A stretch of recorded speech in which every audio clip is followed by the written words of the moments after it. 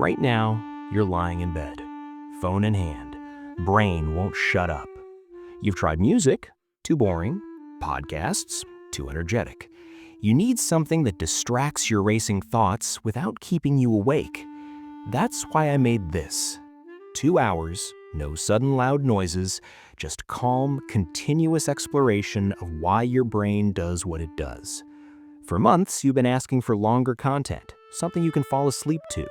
You wanted that clarinet music back, the slow, meditative pace that lets your mind finally quiet down. So here it is, 16 segments on the most absurd aspects of human psychology. Why you overthink everything, why you feel like everyone's watching when they're not, why your memories are unreliable, why you can't make decisions, why everything you do is essentially death denial. This isn't self-help. This isn't about fixing you. It's about recognizing that your brain's chaos is universal, that we're all running the same faulty software, that the anxiety, the overthinking, the irrational behavior, it's not a personal failure, it's being human. You can listen to all of it or fall asleep in 5 minutes. Doesn't matter. This will keep playing, keeping you company in the dark. Get comfortable, turn off the lights, let your mind settle. We're starting with the biggest lie your brain tells you every day, that you're in control. You're not. Let me show you why. You pressed the crosswalk button. You know it doesn't work. You pressed it anyway, again, and maybe one more time for good measure. Why? Because somewhere deep in your psychology, you cannot accept that you are not in control. And this is where the absurdity begins. The illusion of control is one of humanity's most persistent delusions. It's the belief that we can influence outcomes that are actually determined by chance, by systems beyond us, by forces we'll never touch. And yet, we act as if our actions matter, as if pressing that button harder will make the light change faster, as if wearing your lucky socks will help your team win, as if you can somehow will the dice to land in your favor. The psychologist Ellen Langer spent years studying this phenomenon. In one of her most famous experiments, she observed people in office buildings pressing elevator buttons. Not just once, multiple times, repeatedly, obsessively, even when they could see the button was already lit, even when they knew intellectually that additional presses did nothing. But here's what she discovered. People who pressed the button multiple times reported feeling less anxious. They felt more in control of the wait time, even though they had changed nothing about the actual speed of the elevator. This is the illusion in its purest form, a false sense of agency that soothes us, a lie we tell ourselves that feels better than the truth. The research goes deeper. Langer ran experiments with lottery tickets. She gave some people the opportunity to choose their own numbers. Others were assigned numbers randomly. Then she offered to buy the tickets back from them. The people who chose their own numbers demanded significantly more money to give up their tickets, sometimes 4 times as much. They believed, without any logical reason, that their chosen numbers had a better chance of winning than randomly assigned ones. The odds were identical. The outcome was pure chance. But choice created the illusion of control, and that illusion had measurable psychological value. We see this everywhere. Gamblers blow on dice. They have systems for roulette. They talk to slot machines.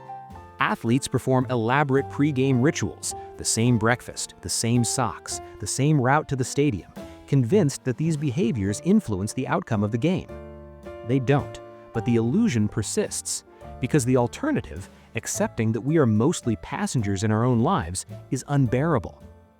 Here's where it gets darker. The illusion of control isn't just about elevator buttons and lottery tickets. It shapes how we understand our entire existence. We create narratives where we are the protagonists, the agents, the decision makers. We tell ourselves that our choices matter, that we author our own lives, that we are captains of our fate. We build entire philosophies around free will and personal responsibility. Self-help industries worth billions of dollars rest on the premise that you can control your destiny. Just work harder. Just think more positively. Just manifest your reality. But what if most of it is beyond your control? What if the job you got was less about your qualifications and more about the mood of the interviewer that day? What if the relationship that failed wasn't because you didn't try hard enough, but because of 1,000 variables you never even perceived? What if your success, your failures, your entire trajectory through life is shaped more by randomness, by systems, by the initial conditions of your birth than by any choice you ever made? The philosophers have grappled with this for millennia. Determinism suggests that every event, including human action, is the inevitable result of preceding events. If you rewind the universe to any point and press play again, everything would unfold exactly the same way. Your choices aren't really choices. They're the inevitable outputs of your genetics, your environment, your neurochemistry at that exact moment. You couldn't have chosen otherwise. The feeling of choice is itself an illusion. And yet, we can't live as if this is true. Even if you intellectually accept determinism, you still deliberate over decisions. You still feel the weight of choice. You still press the crosswalk button. Because the illusion of control serves a function. It keeps us from descending into paralysis. If we truly accepted our powerlessness, we might stop trying altogether. The illusion motivates us. It gives us a reason to get out of bed. It makes the unbearable weight of existence feel slightly more manageable. Studies have shown that people who have a strong sense of control, even if it's illusory, tend to be happier, healthier, more resilient.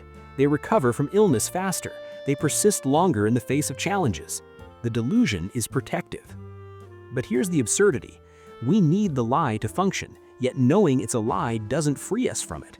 You can understand intellectually that your ritual before a job interview has no causal relationship to whether you get the job. You can know that your lucky pen is just a pen, but you'll still bring it. You'll still feel more confident with it. The knowledge doesn't break the spell. This is what makes us human. We are the species that can see through our own illusions and still be governed by them. We can understand that free will might be an illusion while still feeling the weight of our decisions. We can know we're not in control while desperately grasping for it anyway. Think about your own life. How many hours have you spent trying to control things that were never yours to control? Worrying about what people think of you as if you could manage their perception. Obsessing over decisions as if there was a clearly right answer that you just needed to find. Replaying past events in your mind as if analyzing them enough could somehow change what happened. We are control-seeking creatures in a universe that offers us almost none. And rather than accept this, we create elaborate systems of superstition, ritual, and belief to maintain the comforting fiction that we matter, that our actions have weight, that we are steering the ship. Maybe we are, or maybe we're just passengers who happen to be standing at the wheel, mistaking the ocean's current for our own navigation. The ship was always going where it was going. We just tell ourselves we're the ones deciding the course. And we press the button again, and again, and again. The less you know about something, the more confident you become. This is not a moral failing. This is not about intelligence. This is a fundamental quirk of human cognition that affects everyone, including you, especially you, right now, about something. The Dunning-Kruger effect, named after psychologists David Dunning and Justin Kruger, who discovered it in 1999, though humans have been living it for millennia. Here's how it works. Incompetence doesn't just make you bad at something. It makes you unable to recognize that you're bad at it. The skills required to be good at a task are the same skills required to evaluate whether you're good at that task. So when you lack those skills, you lack both the ability to perform and the ability to assess your performance. You're doubly cursed, blind and convinced you can see perfectly. Dunning and Kruger ran a series of experiments. They tested people on logical reasoning, grammar, and humor. Then they asked participants to estimate how well they did compared to others. The results were staggering. People who scored in the bottom quartile, the worst performers, estimated that they were above average. Some thought they were in the top half. The worse they did, the more inflated their self-assessment. Meanwhile, the people who actually scored well, who demonstrated real competence, underestimated their performance. They assumed the tasks were easy for everyone because they were easy for them. Competence breeds doubt. Incompetence breeds certainty. Think about that for a moment. The curve of confidence doesn't match the curve of ability. It's inverted at the extremes. When you know nothing, you peak.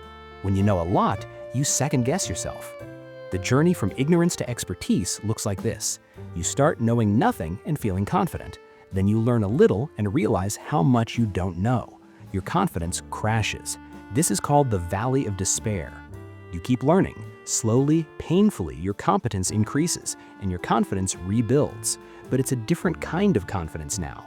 It's tempered, uncertain, aware of nuance. You never get back to that initial peak of delusional certainty.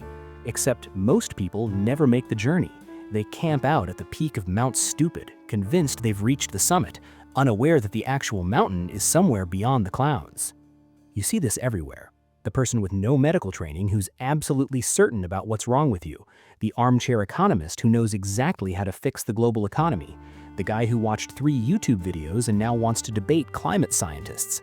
The commenter who read a headline and now is an expert on geopolitics. The confidence is not proportional to knowledge. It's inversely related to it, at least at first. And here's what makes this truly absurd. You can't fix it by telling people. When Dunning-Kruger showed participants their actual test scores, many still didn't believe they had performed poorly. They rationalized, they made excuses, they dismissed the test itself, because the same incompetence that caused the poor performance prevented them from recognizing the poor performance. It's a closed loop. The internet has amplified this to a catastrophic degree. It used to be that incompetent people were limited in their reach. They could annoy their family, maybe their coworkers. Now they have platforms, they have audiences, they have comment sections where they can declare their certainty to thousands of people. And because confidence is persuasive, because we tend to trust people who speak with authority, the most confidently wrong people often have the loudest voices. Meanwhile, the actual experts hedge. They say things like, "It's complicated," and "the research suggests," and "we're still learning." They're cautious because they understand the limits of their knowledge. But caution doesn't go viral. Certainty does. Nuance doesn't get clicks. Bold, simple, wrong answers do. Here's the deeply uncomfortable part. You are currently overconfident about something, right now. There is a domain where you think you know more than you do, where your confidence exceeds your competence. And the cruel joke is that you probably can't identify what it is, because the Dunning-Kruger effect is self-obscuring. It hides itself. You might be thinking, "Not me, I'm aware of this bias, I'm careful about what I claim to know." And maybe you are. But that thought itself, that certainty that you're exempt, that might be the bias talking. The only reliable way to escape Mount Stupid is to keep learning until you reach the valley of despair, to study something deeply enough that you begin to see the complexity, the contradictions, the gaps in understanding. And that's hard. It's uncomfortable. It requires admitting you are wrong. It requires sitting with uncertainty. Most people don't do it. Most people find a narrative that makes sense, that feels true, and they stop there. They cement their position at peak confidence and defend it against all evidence. Think about political beliefs, moral convictions, opinions about the way the world works. How often do people say, "I don't know," or "I'm not sure," or "it's more complicated than I thought"? Rarely, because uncertainty feels like weakness. Confidence feels like strength, even when the confidence is completely unearned. The Dunning-Kruger effect reveals something uncomfortable about expertise itself. True expertise is often invisible. The expert makes the difficult look easy. They don't perform their knowledge. They simply know, quietly, without fanfare. While the incompetent person performs loudly, mistakes confidence for competence, and convinces not just others, but themselves. And here's the final twist. Even knowing about the Dunning-Kruger effect doesn't inoculate you against it. You can understand the concept intellectually and still fall victim to it, because understanding a bias intellectually is different from recognizing it in yourself in real time. You're still trapped in your own perspective. You still can't see what you can't see. So where does that leave us? Humble, hopefully, suspicious of our own certainty, aware that the feeling of knowing is not the same as actually knowing, that confidence is not credibility, that the loudest voice is often the least informed, and maybe, just maybe, comfortable with saying, "I don't know," because that might be the most honest thing any of us can say about most things. The wise know how much they don't know. The fools don't even know that. Everything you've ever done is destinial. Every achievement, every relationship, every goal you've set, every belief you hold, all of it, at its core, is an elaborate psychological defense against the terror of your own mortality. This is terror management theory. And once you see it, you can't unsee it. In 1973, anthropologist Ernest Becker published a book called The Denial of Death. It won the Pulitzer Prize. The central argument was simple and devastating. Human beings are unique in nature because we are aware that we will die. We know it's coming, we can imagine it, we can dread it. And this knowledge, this awareness of our own inevitable non-existence creates a paralyzing existential terror. So we build defenses, psychological structures that allow us to function despite the horror. We create meaning, we invest in culture, we pursue immortality projects, symbolic ways to live beyond our death. Religion, legacy, art, children, careers, fame, money. Even the video you're watching right now is part of this system. I make content that might outlast me. You watch it seeking meaning, distraction, some framework to understand existence. We're both managing terror. Terror management theory, developed by psychologists Sheldon Solomon, Jeff Greenberg, and Tom Pyshinsky, took Becker's ideas and tested them empirically. What they found was staggering. When you remind people of death, even subtly, their behavior changes in predictable ways. They call this mortality salience, making death psychologically present. And the effects are everywhere. In one study, researchers asked participants to think about their own death, just briefly. Write a paragraph about what happens physically when you die. Then they measured attitudes and behaviors. People became more patriotic, more defensive of their cultural worldview, more hostile to people who were different from them, more materialistic, more likely to support aggressive military action, more religious if they were already religious, more attracted to charismatic leaders. The simple act of thinking about death for just a few minutes shifted their entire psychology. Because culture is a death denial system. Your beliefs, your national identity, your religion, these aren't just preferences, they're shields. They tell you that you're part of something bigger, something that transcends your individual mortality, that you matter, that your life has meaning, that death is not the end, or if it is, at least you contributed to something eternal. When that shield is threatened, when someone challenges your beliefs or your culture, it's not just an intellectual disagreement, it's existential. They're poking at the defense mechanism that keeps you from spiraling into terror. So you react with disproportionate emotion, anger, defensiveness, aggression, because on some level you're not defending an idea, you're defending yourself against the void.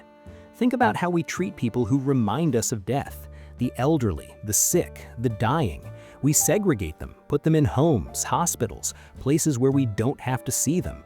We use euphemisms, passed away, lost, no longer with us, anything but died. We avoid funerals, we're uncomfortable around grief, because these things make mortality salient. They remind us of what's waiting, and we can't function while staring directly at that, so we look away. We've built entire industries around death denial. Anti-aging creams, plastic surgery, fitness culture that promises you can outrun decline, self-help books that say you can optimize your way to significance, social media where you perform a curated version of yourself that will persist in feeds and archives, a digital ghost. Even our obsession with productivity is part of this. The idea that you need to make the most of your time, maximize your impact, leave a legacy.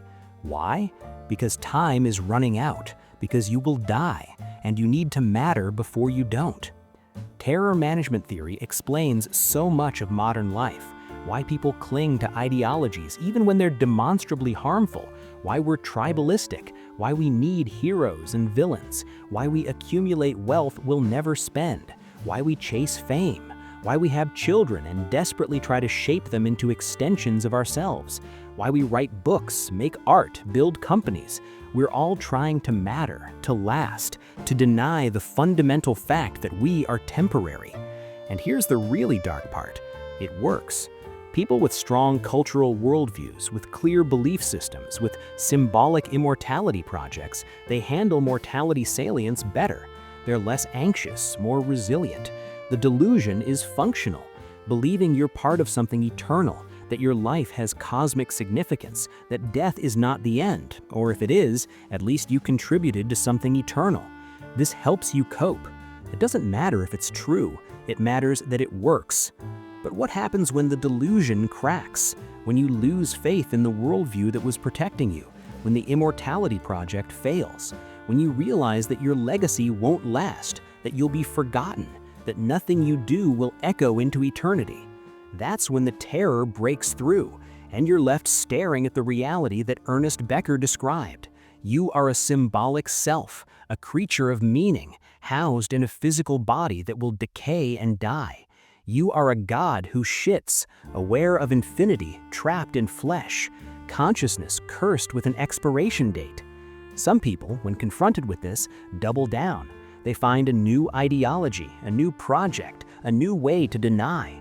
Others spiral. Depression, nihilism, the weight of meaninglessness. And a few, a very few, sit with it. They look at the terror and don't flinch. They accept mortality without the comforting lies. Philosophers call this existential courage, the ability to live authentically in the face of death, to create meaning even while knowing it's self-created, to love even though loss is inevitable, to build even though everything crumbles. It's rare. Most of us can't do it. We need the stories, we need the belief systems, we need the immortality projects, because the alternative, raw existential terror every waking moment, is unbearable. So we go to work, we scroll our phones, we pursue goals, we invest in relationships, we argue about politics, we watch videos about the absurdity of human psychology at 2 in the morning. And underneath it all, buried so deep we barely notice, is the thrumming awareness that this ends, that we end, that the clock is ticking and has been since birth. Terror management theory says that everything you see around you, every cultural artifact, every institution, every belief system, is humanity's collective attempt to manage that terror. Civilization itself is a death denial system, and it's worked remarkably well. Well enough that most people go through entire days without consciously thinking about death. Well enough that we can function, love, laugh, create, despite knowing how it ends. But the terror is still there, waiting, managed but never eliminated. You can't think your way out of mortality. You can only build elaborate psychological scaffolding around it and hope it holds. And when you die, the scaffolding collapses. But maybe something you built remains, a memory, a work, a child, an idea. And that small maybe, that fragile possibility of mattering beyond your own death, is enough to keep the terror at bay for one more day. So you keep building, keep believing, keep denying, because the alternative is to stop. And stopping means facing what you've been running from all along, that you are temporary, that this ends, that nothing you do will change that. But you already knew that. Somewhere deep down, you've always known. You're just very, very good at not thinking about it. Until now. You finally got what you wanted. The promotion, the relationship, the apartment, the car, the achievement you worked toward for months or years. And for a brief, shining moment, you were happy, genuinely happy. Then, slowly, imperceptibly, you adapted. The promotion became normal. The relationship became routine. The apartment became just where you live. The happiness faded back to baseline, and you started wanting the next thing. This is the hedonic treadmill, and you can't get off. The concept is simple and devastating. No matter what happens to you, good or bad, you will eventually return to a relatively stable level of happiness. You have a set point, determined largely by genetics and personality, and external circumstances only shift you temporarily. Win the lottery, you'll be ecstatic for a few months, maybe a year. Then you'll adapt. The money becomes normal, the novelty wears off, and you're back to roughly the same level of life satisfaction you had before. Become paralyzed in an accident, you'll be devastated. Your happiness will crash, but over time, usually within a year or two, you'll adapt to your new reality. You'll find sources of joy again. You'll return to something close to your previous baseline. This was demonstrated in a famous 1978 study by Brickman, Coates, and Janoff Bullman. They interviewed lottery winners and accident victims who had become paraplegic or quadriplegic. The lottery winners were not significantly happier than a control group. The accident victims were not as unhappy as you'd expect. Both groups had adapted. Both had returned toward their set point. The implications are staggering. It means that almost nothing you acquire or achieve will make you permanently happier.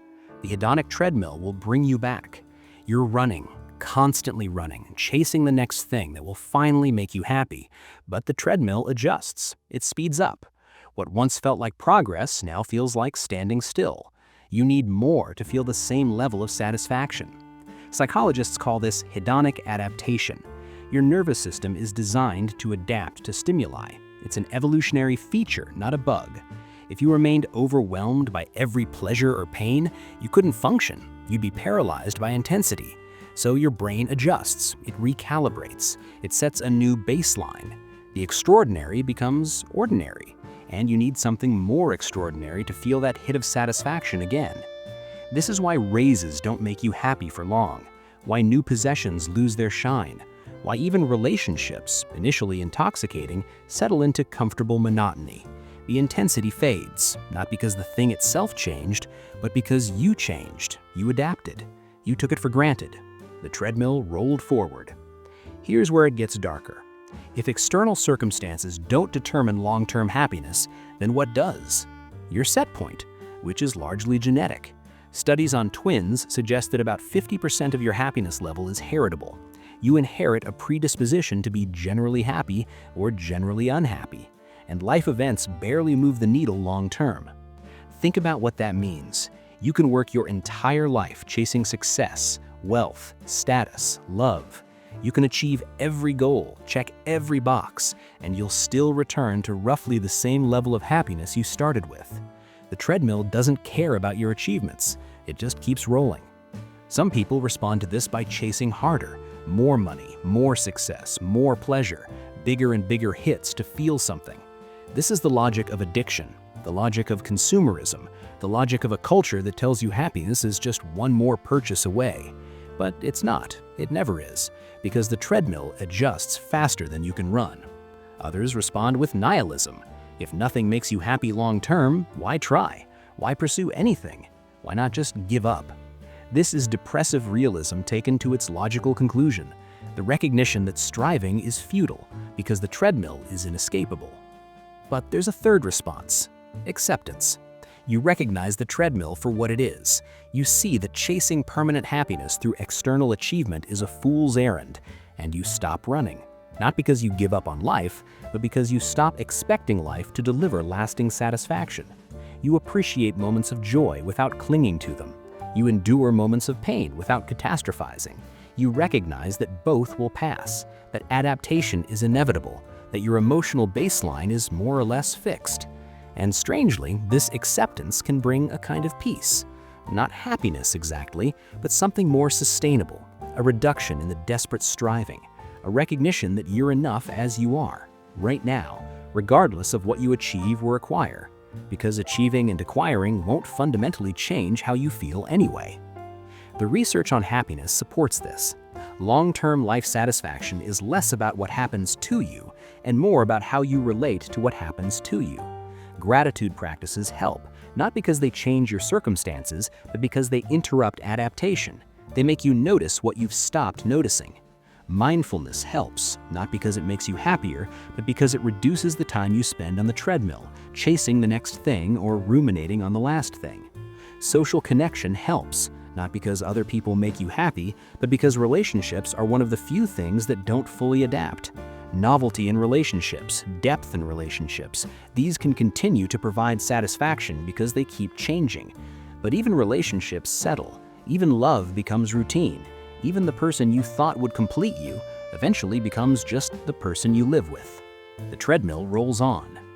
And here's the cruelest part. You know this. Intellectually, you understand that the new phone won't make you happy, that the vacation will be wonderful and then fade into memory, that the achievement you're chasing will feel good for a day and then become just another thing you did. You know the treadmill is real, and you still can't stop running. Because what else is there to do? Sit still? Accept that you'll never be happier than you are right now? That your default state is mild dissatisfaction, punctuated by brief spikes of pleasure that immediately fade? That everything you're working toward is essentially meaningless in terms of long-term well-being? That's unbearable. So you run. You set new goals, you chase new pleasures. You tell yourself this time will be different. This achievement, this relationship, this change, this will be the one that finally makes you happy. And it won't. It never does. The treadmill will adjust. You will adapt. You'll return to baseline. And you'll start running again.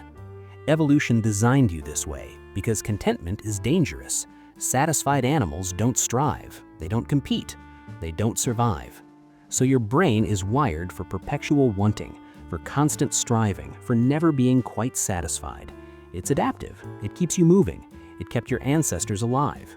But it makes you miserable because you're running on a treadmill that has no destination. The finish line moves as you approach it. The goalposts shift. The prize, once attained, loses its value. And you're left wanting again. Always wanting. Never arriving. This is the human condition. Desire without satisfaction. Striving without arrival. Progress without improvement. The treadmill, endlessly rolling. You can't get off. You can't stop it. You can only decide how you run. Desperately chasing the next hit of dopamine, or steadily, knowing it won't last but running anyway. Or slowly, savoring the moments of joy without expecting them to be permanent.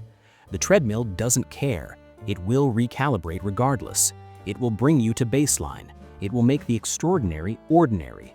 It will turn your victories into mere facts of your life. And you will want again. And you will chase again. And you will adapt again. Forever. Until you don't. Until the treadmill stops because you stop. And then none of it will have mattered anyway. But you're not there yet. You're here. Still running, still wanting, still believing against evidence that the next thing will finally be enough. It won't, but maybe that's okay. Someone is in trouble, right in front of you. Maybe they're hurt, maybe they're being attacked, maybe they need help urgently, and you do nothing. Not because you're cruel, not because you don't care, but because there are other people around, and you assume someone else will handle it. This is the bystander effect, and it's killed people. The most famous case is Kitty Genovese. In 1964, she was murdered outside her apartment building in Queens, New York. The attack lasted over half an hour. She screamed for help, and according to initial reports, 38 witnesses heard or saw the attack. None of them called the police until it was too late. The story became a symbol of urban apathy, of moral decay, of a society where people watch murder happen and do nothing. But the story, as originally reported, wasn't entirely accurate. The number of witnesses was exaggerated. Some did call the police. The situation was more complicated than the narrative suggested. But the psychological phenomenon the case highlighted is absolutely real. The bystander effect is one of the most replicated findings in social psychology. The more people present during an emergency, the less likely any individual is to help. It's counterintuitive. You'd think more people means more help, more chances that someone will intervene. But it's the opposite. The presence of others inhibits action. Psychologists Bibb Latané and John Darley studied this extensively after the Genovese case. They ran experiments where participants were exposed to emergencies, a person having a seizure, smoke filling a room, someone in distress. When the participant was alone, they helped quickly, most of the time. But when other people were present, especially strangers, the rate of helping dropped dramatically, sometimes by more than half. Why? 3 mechanisms. First, diffusion of responsibility. When you're alone and you witness an emergency, the responsibility is entirely yours. If you don't act, no one will. The moral weight is crushing and immediate. But when others are present, the responsibility is divided, diffused across the group. You think, someone else will do it. Someone else is probably calling for help right now. It's not entirely on me. And everyone thinks this simultaneously, so no one acts. Second, social proof. Humans look to others to interpret ambiguous situations. If you're not sure whether something is an emergency, you check how other people are reacting. If they seem calm, you assume it's not serious. The problem is, everyone is doing this. Everyone is looking around to see if others are concerned. Everyone is trying to appear calm because they don't want to overreact.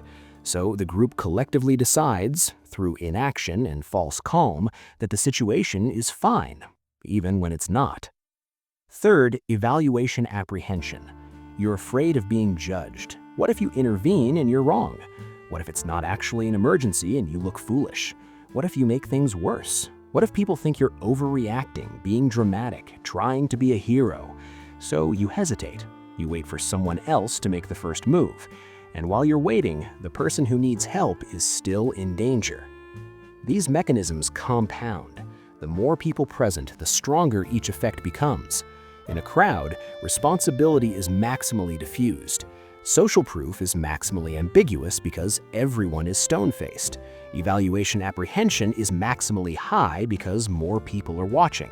So everyone freezes, everyone waits, everyone assumes someone else will do something, and the person in need suffers or dies. This isn't hypothetical. There are documented cases where people have been attacked, injured, or killed in public spaces while crowds watched. A man collapsed on a busy subway platform and laid there for over an hour while hundreds of people stepped over him. A woman was raped in a train station while people walked by. A child drowned in a public pool while lifeguards and swimmers were present. The bystander effect is so powerful it overrides our moral instincts, our empathy, our basic human decency. Because the presence of others disrupts the direct line between perceiving a need and taking action. It inserts a social layer, and that layer paralyzes us. Here's the disturbing part. You are not immune to this. You think you'd help. You imagine yourself as the person who intervenes, who calls for help, who doesn't just stand by. But statistically, you probably wouldn't. Not because you're a bad person, but because the bystander effect is not about individual morality. It's about group dynamics. It's about how the presence of others changes your psychology in ways you don't consciously notice. Experiments have shown this repeatedly. Good people, empathetic people, people who genuinely care about others, they still fail to help when in groups. The effect is stronger than personal character. And the scariest part? You won't even realize it's happening. You won't think, I'm experiencing the bystander effect right now. You'll just feel uncertain, hesitant. You'll think, it's probably fine, someone else is handling it, I don't want to overreact. And those thoughts will feel entirely rational in the moment. The bystander effect also extends beyond physical emergencies. It happens in workplaces when everyone knows something is wrong but assumes someone else will speak up. It happens in friendships when someone is struggling but everyone assumes someone else is checking in on them. It happens online when someone is being harassed and thousands of people see it, but no one reports it because surely someone else already has. Diffusion of responsibility scales with technology. In a viral video of an assault, millions of people see it. Millions of people could call the police, could do something. But each individual thinks, with millions of viewers, someone else has definitely handled this. And sometimes, no one has. The bystander effect reveals something uncomfortable about human nature. We are deeply social creatures. We take cues from the group. We conform, we defer. And while this usually helps us navigate social situations smoothly, it fails catastrophically in emergencies. Because emergencies require individual action, decisive, immediate, personal responsibility. But our social wiring pushes us toward inaction, toward waiting, toward letting the group decide. And the group doesn't decide. It disperses responsibility until it vanishes. So what do you do with this knowledge? How do you override the effect? The research offers some answers. If you're the one in need of help, don't appeal to the crowd. Single someone out. Point at a specific person. You in the blue shirt, call 911. Direct commands break the diffusion of responsibility. They assign the task to an individual, and individuals act. If you're the bystander, recognize the effect in yourself. Notice the hesitation, notice the urge to wait and see what others do, and act anyway. Assume no one else will. Take responsibility even when it's shared. Be the anomaly. Be the person who breaks the group paralysis, because someone has to.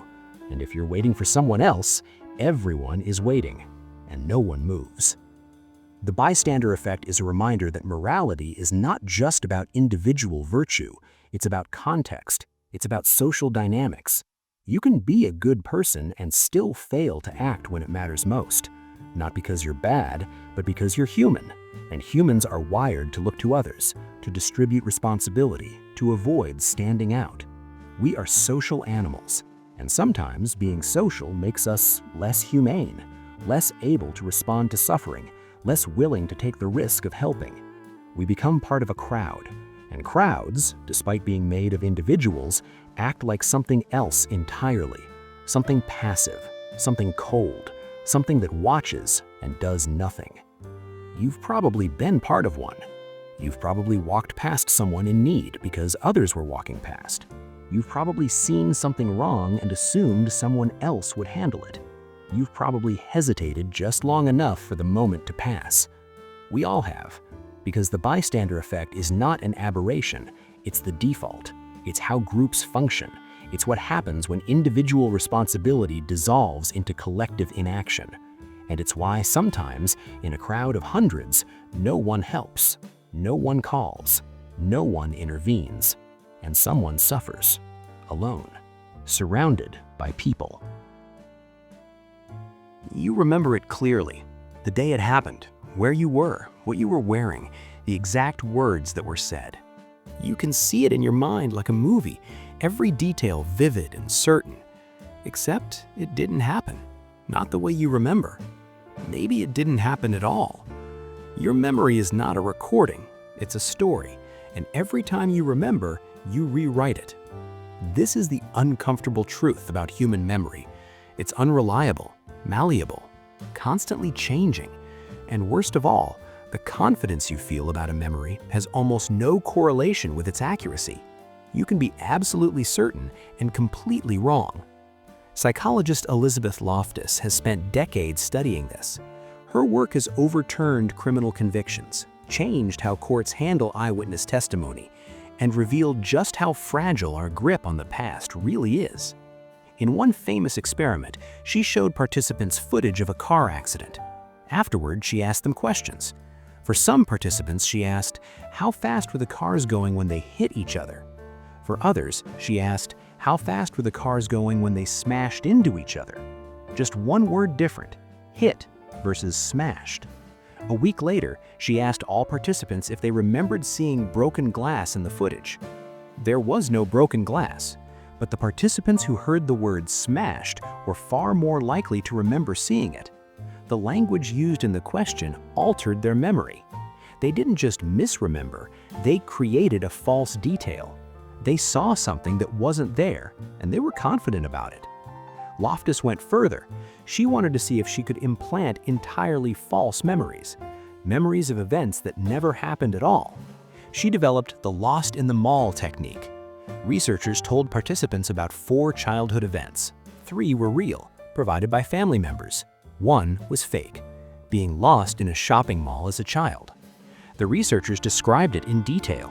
The fear, the confusion, being found by an elderly woman, how you felt. About 25% of participants, after a few interviews, remembered the event. They didn't just agree it happened, they elaborated. They added details, they described emotions. They remembered being lost in the mall, vividly, an event that never occurred. This has been replicated with more dramatic false memories, being attacked by an animal, nearly drowning, witnessing demonic possession, committing a crime. Researchers can implant memories of traumatic events that never happened, and people believe them. Not because they're gullible, but because memory doesn't work the way we think it does. Here's how it actually works. When you experience something, your brain encodes it, but the encoding is incomplete. You don't record everything. You capture fragments, sensory details, emotions, a rough sketch. When you later recall that memory, your brain reconstructs it. It takes the fragments and fills in the gaps. It adds details based on what usually happens in situations like that. It incorporates things you learned later. It blends multiple memories together. It creates a coherent narrative. And then it presents this reconstruction to your conscious mind as if it were the original experience. But it's not. It's a reconstruction, a simulation, a story your brain tells you about what happened. And here's the critical part. Every time you remember something, you're not accessing the original memory. You're accessing the last reconstruction. And in the process of remembering, you change it. You reconsolidate it. Each time you recall a memory, you have the opportunity to alter it, to add details, to shift emphasis, to blend it with other memories or with things you imagined. Memory is not static, it's dynamic. It changes every time you touch it. This is why two people can witness the same event and remember it completely differently. This is why siblings have conflicting memories of childhood. This is why your memory of a conversation is different from the other person's memory of the same conversation. You're both confident, you're both wrong. Or rather, you're both remembering your reconstruction, which has drifted from the original in different directions. The implications are staggering. Your entire sense of self is built on memory. Your identity is a narrative constructed from your past. But if your past is unreliable, constantly being rewritten, then who are you? You're a story you keep telling yourself, and the story changes every time you tell it. Think about your childhood, the events that shaped you, the moments you return to again and again. How many of those memories are accurate? How many have been embellished over years of retelling? How many are composites, blending multiple events into one? How many are entirely false, constructed from photos or stories you were told? You can't know. There's no way to verify most of your memories, no recording to check against, just your confidence, which means nothing. Studies have shown that people are just as confident about false memories as they are about true ones. Confidence is not a reliable indicator of accuracy. You can be absolutely certain and completely wrong. This has destroyed lives. False memories have led to wrongful convictions. People have been imprisoned for decades based on eyewitness testimony that was confidently wrong. Children have been coached into false memories of abuse that never happened. Families have been torn apart. Innocent people have confessed to crimes they didn't commit because they were convinced by interrogators that they must have done it. And over time, they began to remember doing it. They created false memories of their guilt. The Innocence Project has used DNA evidence to exonerate hundreds of people. In more than 70% of those cases, eyewitness misidentification was a factor. People saw a crime, they were confident about the perpetrator, they testified in court, but they were wrong, and their confidence convinced juries. Because we trust memory. We trust our own memories implicitly, and we trust others when they speak with certainty about what they remember. But we shouldn't.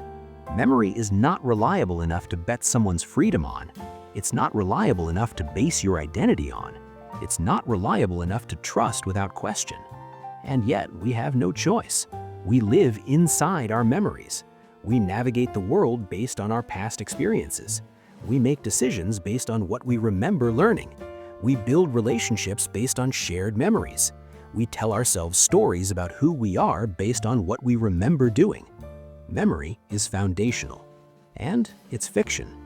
Not complete fiction. There are grains of truth, real events that happened, but they've been processed, reconstructed, distorted. They've been mixed with imagination, with later knowledge, with emotion. The past you remember is not the past that happened. It's a version of the past, filtered through your psychology, your biases, your needs. Your brain constructs a past that makes sense to you, that fits your current understanding of yourself, that supports the narrative you want to believe. And if the real past doesn't fit, your brain adjusts the memory until it does. You won't notice. It happens unconsciously, seamlessly. You'll remember the adjusted version and feel certain it's accurate. This is why people can change their political views and not remember ever believing differently. Why people rewrite their relationship histories to make current feelings make sense. Why your memory of an argument shifts over time to make you more right and the other person more wrong. Your brain is protecting you, maintaining coherence, making sure your story holds together, even if it means rewriting history. So where does that leave you? Skeptical, hopefully, less certain about your own memories, more humble when your memory contradicts someone else's, more aware that the past is not fixed, that every time you remember, you're authoring, not recalling. And maybe, just maybe, more forgiving of yourself when your memory fails, of others when theirs does. Because we're all unreliable narrators of our own lives, all telling stories we believe are true, all wrong in ways we'll never fully know. Your memory is not a recording, it's a story. And like all stories, it changes in the telling. You are made of memories, and memories are made of nothing solid, just fragments and reconstructions and confidence, all the way down. You stand in front of the shelf, 24 varieties of jam, different flavors, different brands, different price points. You came here to buy jam, simple task. But now, 15 minutes later, you're still standing here, overwhelmed, unable to decide. So you leave without buying anything. This is the paradox of choice. More options should make you happier. More freedom should be better. But it's not. It makes you miserable. Psychologist Barry Schwartz demonstrated this in a now famous experiment. He set up a tasting booth at a grocery store. Sometimes the booth displayed 6 varieties of jam, sometimes 24. When there were 24 options, more people stopped to look. The abundance was attractive. But when there were only 6 options, people were 10 times more likely to actually purchase jam. More choice led to less action, more paralysis, more walking away empty-handed. This happens everywhere. Streaming services with thousands of options, you spend 30 minutes scrolling, unable to choose what to watch. Dating apps with endless profiles, you swipe through hundreds of people, unable to commit to meeting anyone. Career paths with infinite possibilities, you freeze, unable to pick a direction because what if you choose wrong? Restaurants with 10-page menus, you order the same thing you always order because deciding is exhausting. The paradox is that choice beyond a certain point stops being liberating and starts being oppressive. It creates several problems. First, decision fatigue. Every choice requires mental energy. Your brain has to evaluate options, weigh pros and cons, imagine outcomes, make comparisons. This is cognitively expensive, and your capacity for decision-making is limited. It depletes throughout the day, like a battery. The more decisions you make, the worse your later decisions become.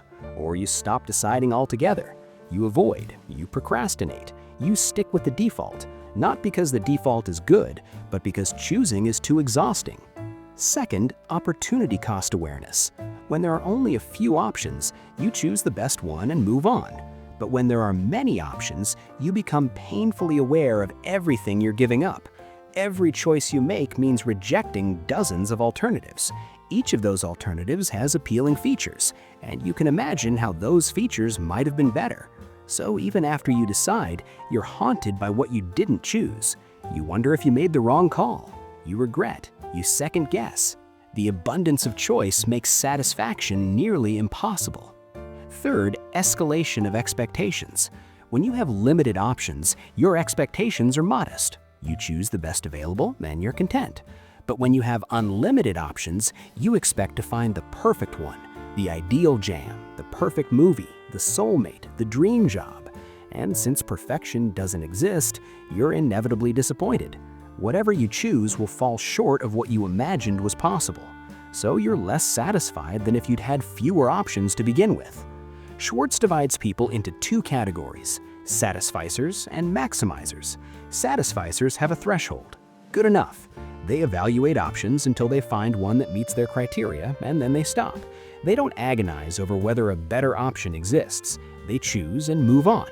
Maximizers need the best. They can't settle. They have to evaluate every option to make sure they're not missing something better. They research exhaustively. They compare obsessively.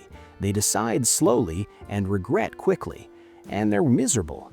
Studies show that maximizers are less happy, less satisfied with their decisions, more prone to regret, and more depressed than satisficers. Even when they objectively make better choices, they feel worse about them because they can always imagine something better. And in a world of infinite choice, something better always seems possible.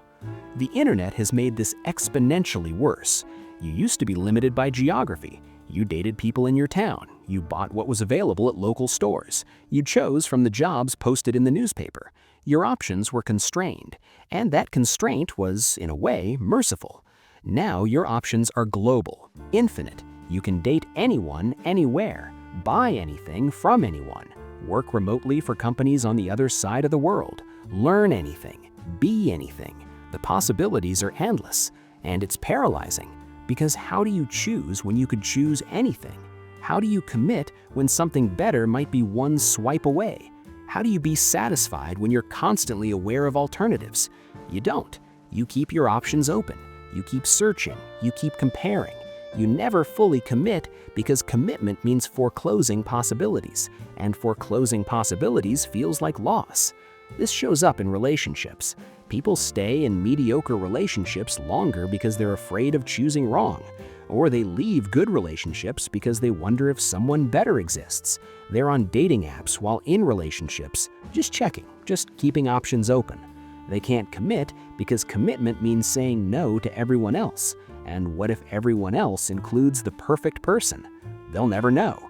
So they stay ambivalent, trapped between fear of missing out and fear of settling, neither choosing nor letting go, just hovering in perpetual indecision. It shows up in careers. People change jobs constantly, not because they're unhappy, but because they can. Because another opportunity always exists. Because they can't shake the feeling that they should be doing something else, something better, something more aligned with their purpose. They optimize endlessly, and they're never satisfied, because there's always another option, another path, another version of their life they're not living. The paradox of choice reveals something uncomfortable about freedom. We fought for it, we value it, we believe more freedom is always better. But psychologically, we can't handle it. Too much freedom is destabilizing. It creates anxiety. It prevents decision-making. It makes satisfaction impossible. We need constraints, limitations, boundaries, not because we're weak, but because our brains are not designed to evaluate infinite possibilities.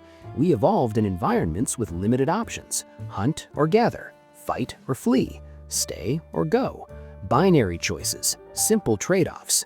Now we face decisions with hundreds or thousands of options, and our cognitive architecture can't handle it. We freeze, we defer, we avoid, or we choose poorly because we're overwhelmed.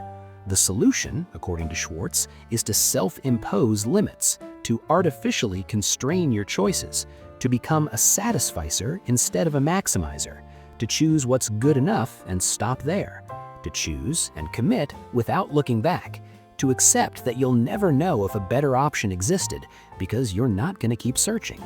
This is harder than it sounds because the culture tells you to optimize, to maximize, to never settle, to keep your options open, to explore every possibility. The culture tells you that regret comes from choosing wrong, but actually regret comes from having too many choices in the first place. If there were only one option, you'd take it and be fine. If there were 3, you'd choose and move on. But when there are 300, you're paralyzed before you choose and regretful after. The abundance itself is the problem, not the choice you make. So you're trapped. You want freedom, you want options, you want the ability to choose, but having it makes you miserable. You can't decide, you can't commit, you can't be satisfied. You're in a world of infinite possibility, and it's suffocating. You scroll through streaming services for 30 minutes and watch nothing. You swipe through dating apps and meet no one. You browse job listings and apply nowhere. You stand in front of the jam shelf and leave with nothing because choosing is too hard. And not choosing feels safer. Except it doesn't, because not choosing is also a choice, and it's usually the worst one. But at least it's familiar. At least it doesn't require confronting the paralyzing weight of infinite alternatives. So you do nothing, and you tell yourself you're keeping your options open, when really you're just trapped. Trapped by freedom, trapped by choice, trapped by the illusion that more is better, when sometimes more is just more, and better is knowing when to stop looking, when to choose, when to commit, even if something better might exist somewhere, even if you'll never know, because the search itself is the prison, and satisfaction requires stopping, deciding, accepting, moving on.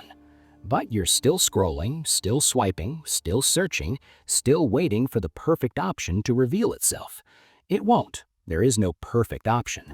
There's only the option you choose and the story you tell yourself about whether it was right. And if you never choose, you never get to tell that story. You just stay suspended, paralyzed, overwhelmed, free to choose anything, unable to choose at all. You believe something deeply. It makes sense to you. It feels true. And then you encounter information that contradicts it, evidence that suggests you might be wrong. What do? You dismiss it. You find reasons it doesn't count. You attack the source.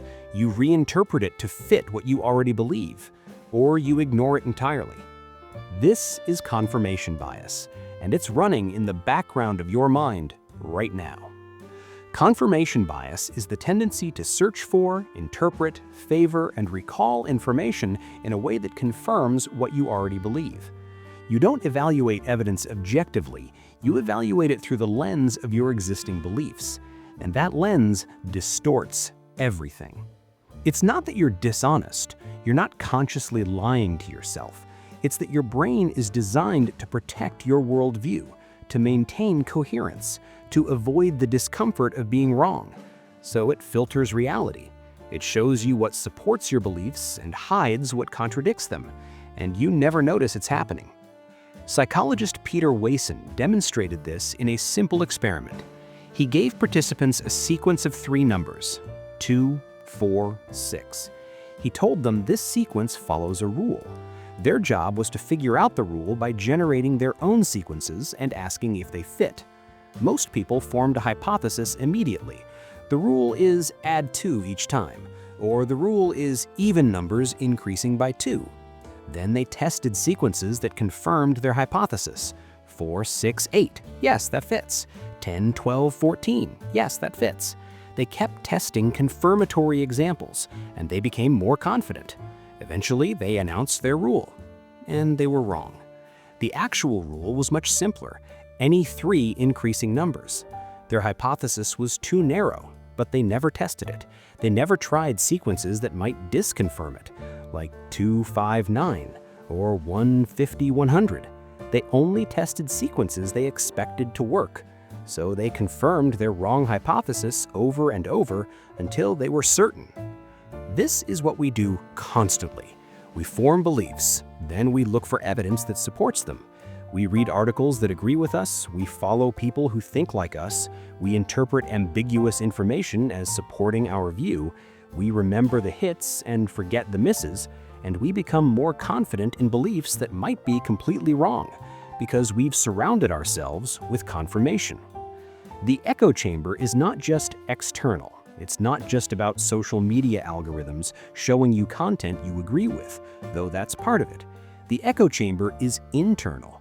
It's your own mind selectively processing reality to reinforce what you already think. You do this with politics. If you're liberal, you notice every instance of conservative hypocrisy and ignore liberal hypocrisy. If you're conservative, the reverse. You're not being dishonest. You genuinely see more evidence for your side, because your brain is showing you that evidence and filtering out the rest. You do this with beliefs about yourself. If you think you're unlikable, you notice every social interaction that went poorly. You remember every awkward moment. You interpret neutral expressions as dislike, and you ignore or dismiss positive interactions. They don't fit, so they don't register. You do this with superstitions. If you believe a certain ritual brings luck, you'll notice every time it seemed to work, and you'll forget or rationalize every time it didn't. The hits are vivid. The misses are invisible. You do this with conspiracy theories. Once you believe in one, every piece of information gets reinterpreted to fit. Evidence against the conspiracy is proof of cover-up. Lack of evidence is proof of how well they've hidden it. Contradictory testimony is explained away as part of the conspiracy. The belief becomes unfalsifiable. It can't be disproven because everything is filtered through it. Even people who consider themselves rational, scientific, evidence-based, they do this. In fact, intelligence can make it worse, because intelligent people are better at constructing justifications for what they already believe. They're better at finding flaws in opposing arguments. They're better at rationalizing, so they're more confident, more entrenched, harder to persuade. There's even the backfire effect. When confronted with strong evidence against their beliefs, people sometimes become more convinced of those beliefs. The evidence doesn't change their mind, it strengthens their original position, because they interpret the challenge as an attack, and attacks trigger defensiveness. They dig in, they double down, They find reasons the evidence is flawed or biased or irrelevant, and they emerge more certain than before. This has been demonstrated with political beliefs, with pseudoscience, with health misinformation. Correcting false beliefs often makes them stronger because correction is perceived as threat, and threat activates confirmation bias at maximum strength. Your brain will work overtime to protect the belief, to find reasons it's still true despite the evidence, and it will succeed because the brain is very good at rationalization. Confirmation bias explains why people can look at the same evidence and reach opposite conclusions. It's not that one side is stupid or dishonest, it's that both sides are filtering the evidence through different priors, different existing beliefs, and the filter changes what they see.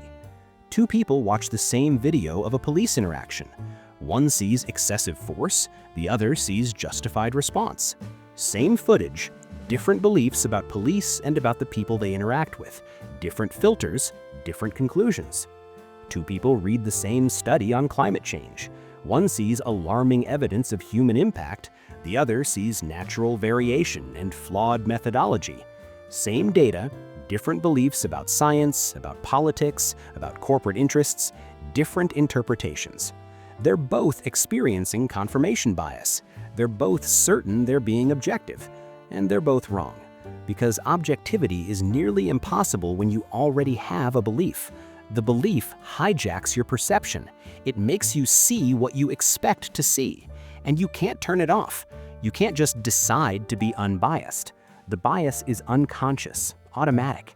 It's running before you're aware you're thinking. So what do? The research suggests a few strategies. Actively seek disconfirming evidence. Don't just test ideas you think are true. Test ideas you think are false. Look for reasons you might be wrong. This is uncomfortable. Your brain resists it, but it's the only way to escape the filter. Consider the opposite. When you form a conclusion, force yourself to argue the other side. Steelman it. Make the best possible case against your own position. This doesn't mean you'll change your mind, but it might reveal gaps in your reasoning. Expose your view as limited, filtered, one perspective among many. And maybe you'll hold your beliefs a little loosely, with a little more humility, with the awareness that you might be wrong, that you're probably wrong about something. You just don't know what, because confirmation bias won't tell you. It's too busy showing you all the evidence that you're right, and you're nodding along, agreeing, feeling validated, never noticing what's being hidden, what's being filtered out, what you're not seeing. The bias is invisible to itself. It doesn't announce itself, it just does, and you experience the distortion as reality. You think you're seeing clearly, you think you're being rational, you think you're evaluating evidence objectively, but you're not. You're seeing through a filter, and the filter is confirmation. Everything that supports your belief gets highlighted, everything that contradicts it gets dimmed, and you remain certain, confident, convinced. Wrong, maybe, but you'll never know, because the evidence you're using to evaluate your beliefs is selected and interpreted by the beliefs themselves. It's circular, self-reinforcing, and nearly impossible to escape. You are trapped inside your own perspective, seeing what you expect to see, believing what you already believe, and calling it truth, when really, it's just confirmation, all the way down. You're walking down the street. You notice a stain on your shirt, a bad haircut, an awkward gait, and suddenly you're hyper-aware. You feel exposed, like everyone is looking at you, judging you, noticing this flaw that feels so obvious. You're convinced you're the center of attention, that all eyes are on you. But they're not. No one is looking. No one cares. This is the spotlight effect, the belief that others are paying more attention to you than they actually are. You think there's a spotlight following you, illuminating your every mistake, your every flaw. But the spotlight doesn't exist. It's all in your head. Psychologists Thomas Gilovich and Kenneth Savitsky studied this. They had participants wear embarrassing t-shirts, shirts with awkward slogans or unflattering images. Then they sent them into rooms full of other people. Afterward, they asked the t-shirt wearers to estimate how many people noticed the shirt. On average, they estimated about 50%. They were sure half the room had seen it, had judged them for it. But when the researchers asked the people in the room, the actual number was much lower, around 25%, half of what the t-shirt wearers thought. And even those who noticed barely cared. They glanced, they registered it, they moved on. No judgment, no lingering thoughts, just a brief moment of awareness, and then nothing. This gap between how much attention you think you're getting and how much you're actually getting is the spotlight effect, and it's huge. You overestimate how much people notice your appearance, your mistakes, your successes too. You think people are tracking your life, remembering what you said last week, judging your choices, watching your trajectory. They're not. They're too busy worrying about their own spotlight, their own imagined audience. Everyone is the protagonist of their own story, and in their story, you're barely a background character. You might appear for a scene or two, but you're not central. You're not important. They're not thinking about you. They're thinking about themselves, about how they're being perceived, about their own flaws and mistakes and awkward moments. You do this constantly. You replay a conversation and cringe at something you said. You're sure the other person is replaying it too, thinking about how weird you were, how awkward. But they're not. They've forgotten. They moved on 30 seconds after the conversation ended. You obsess over a social media post that didn't get enough likes. You think people noticed, judged you for it. But they didn't. And if they did, they scrolled past in half a second. It didn't register. It didn't matter. You avoid doing things because you're afraid of what people will think. You don't dance because everyone will watch. You don't speak up because everyone will judge. You don't try because everyone will notice if you fail. But everyone is not watching. Everyone is not judging. Everyone is not paying attention. They're in their own heads, worrying about their own spotlight. The spotlight effect is rooted in egocentrism. Not in the sense that you think you're better than others, but in the sense that you experience the world from your own perspective. You're inside your head. You feel your own embarrassment intensely.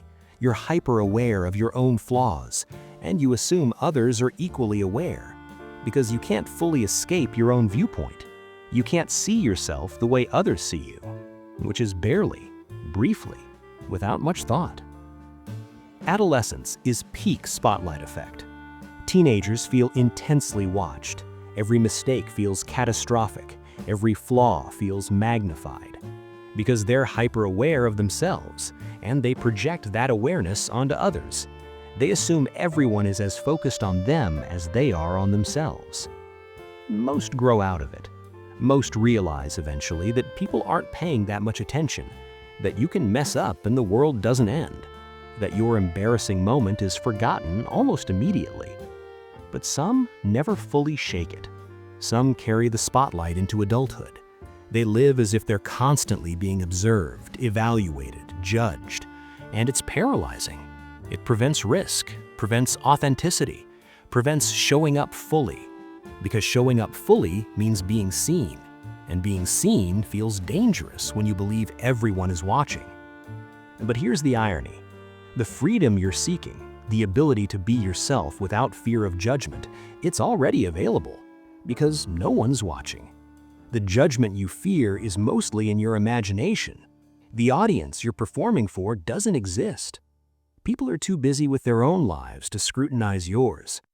You could do something embarrassing right now, something you've been avoiding because you think people will notice. And yes, a few might notice in the moment, but they'll forget, within hours, within minutes sometimes. It won't define you. It won't follow you.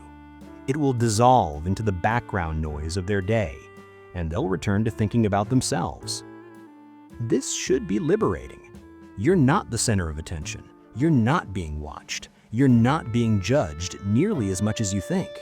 You're free to mess up, to try, to be awkward, to fail, because no one cares as much as you fear they do. But it's also kind of sad, because it means you're invisible, more invisible than you realized. The things you're proud of, the achievements you think people notice, they don't. Not really. They might congratulate you, might say nice things, but they're not thinking about it later. They're not marveling at what you did.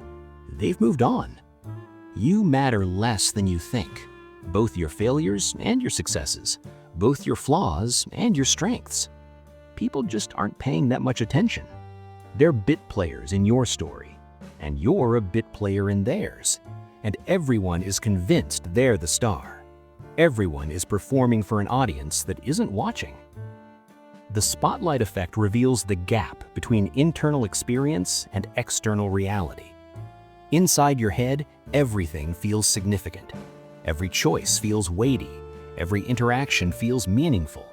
But from the outside, most of it is noise, barely registered, quickly forgotten. Your internal drama is not visible to others. They don't see the anxiety, the overthinking, the intense self-consciousness. They see a version of you that seems fine, normal, unremarkable. And that's what you are to them, unremarkable. Not because you're deficient, but because everyone is unremarkable to everyone else. We're all too focused on ourselves to deeply notice anyone else. So you can stop performing. Stop trying to manage how you're perceived. Stop worrying about what people think, because they're mostly not thinking about you. They're thinking about themselves, about their own spotlight, their own imagined audience.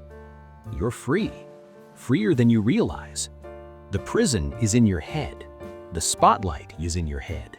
The judgment is in your head. Walk outside and no one is looking. Mess up and no one remembers. Succeed and no one cares as much as you hoped. You are not the center of the universe. You're barely the center of your own social circle. And that's okay. That's actually a relief, because it means the pressure is off. The performance can end. You can just exist, awkwardly, imperfectly, unremarkably, and the world will keep turning. People will keep not noticing, and you'll realize the spotlight was never on you. You were standing in the dark the whole time. What if depression makes you see more clearly? What if the healthy mind is the delusional one? What if sadness is not a distortion of reality, but a correction?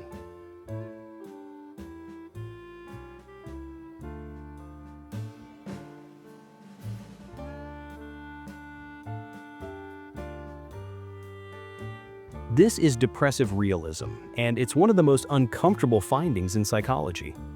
In the late 1970s, psychologists Lauren Alloy and Lynn Abramson ran a series of experiments. They wanted to understand how depressed and non-depressed people perceived control. They set up a simple task. Participants pressed a button. Sometimes a light turned on. Sometimes it didn't. The light was actually controlled by the experimenters. Sometimes the button influenced it, sometimes it didn't. Participants had varying degrees of actual control.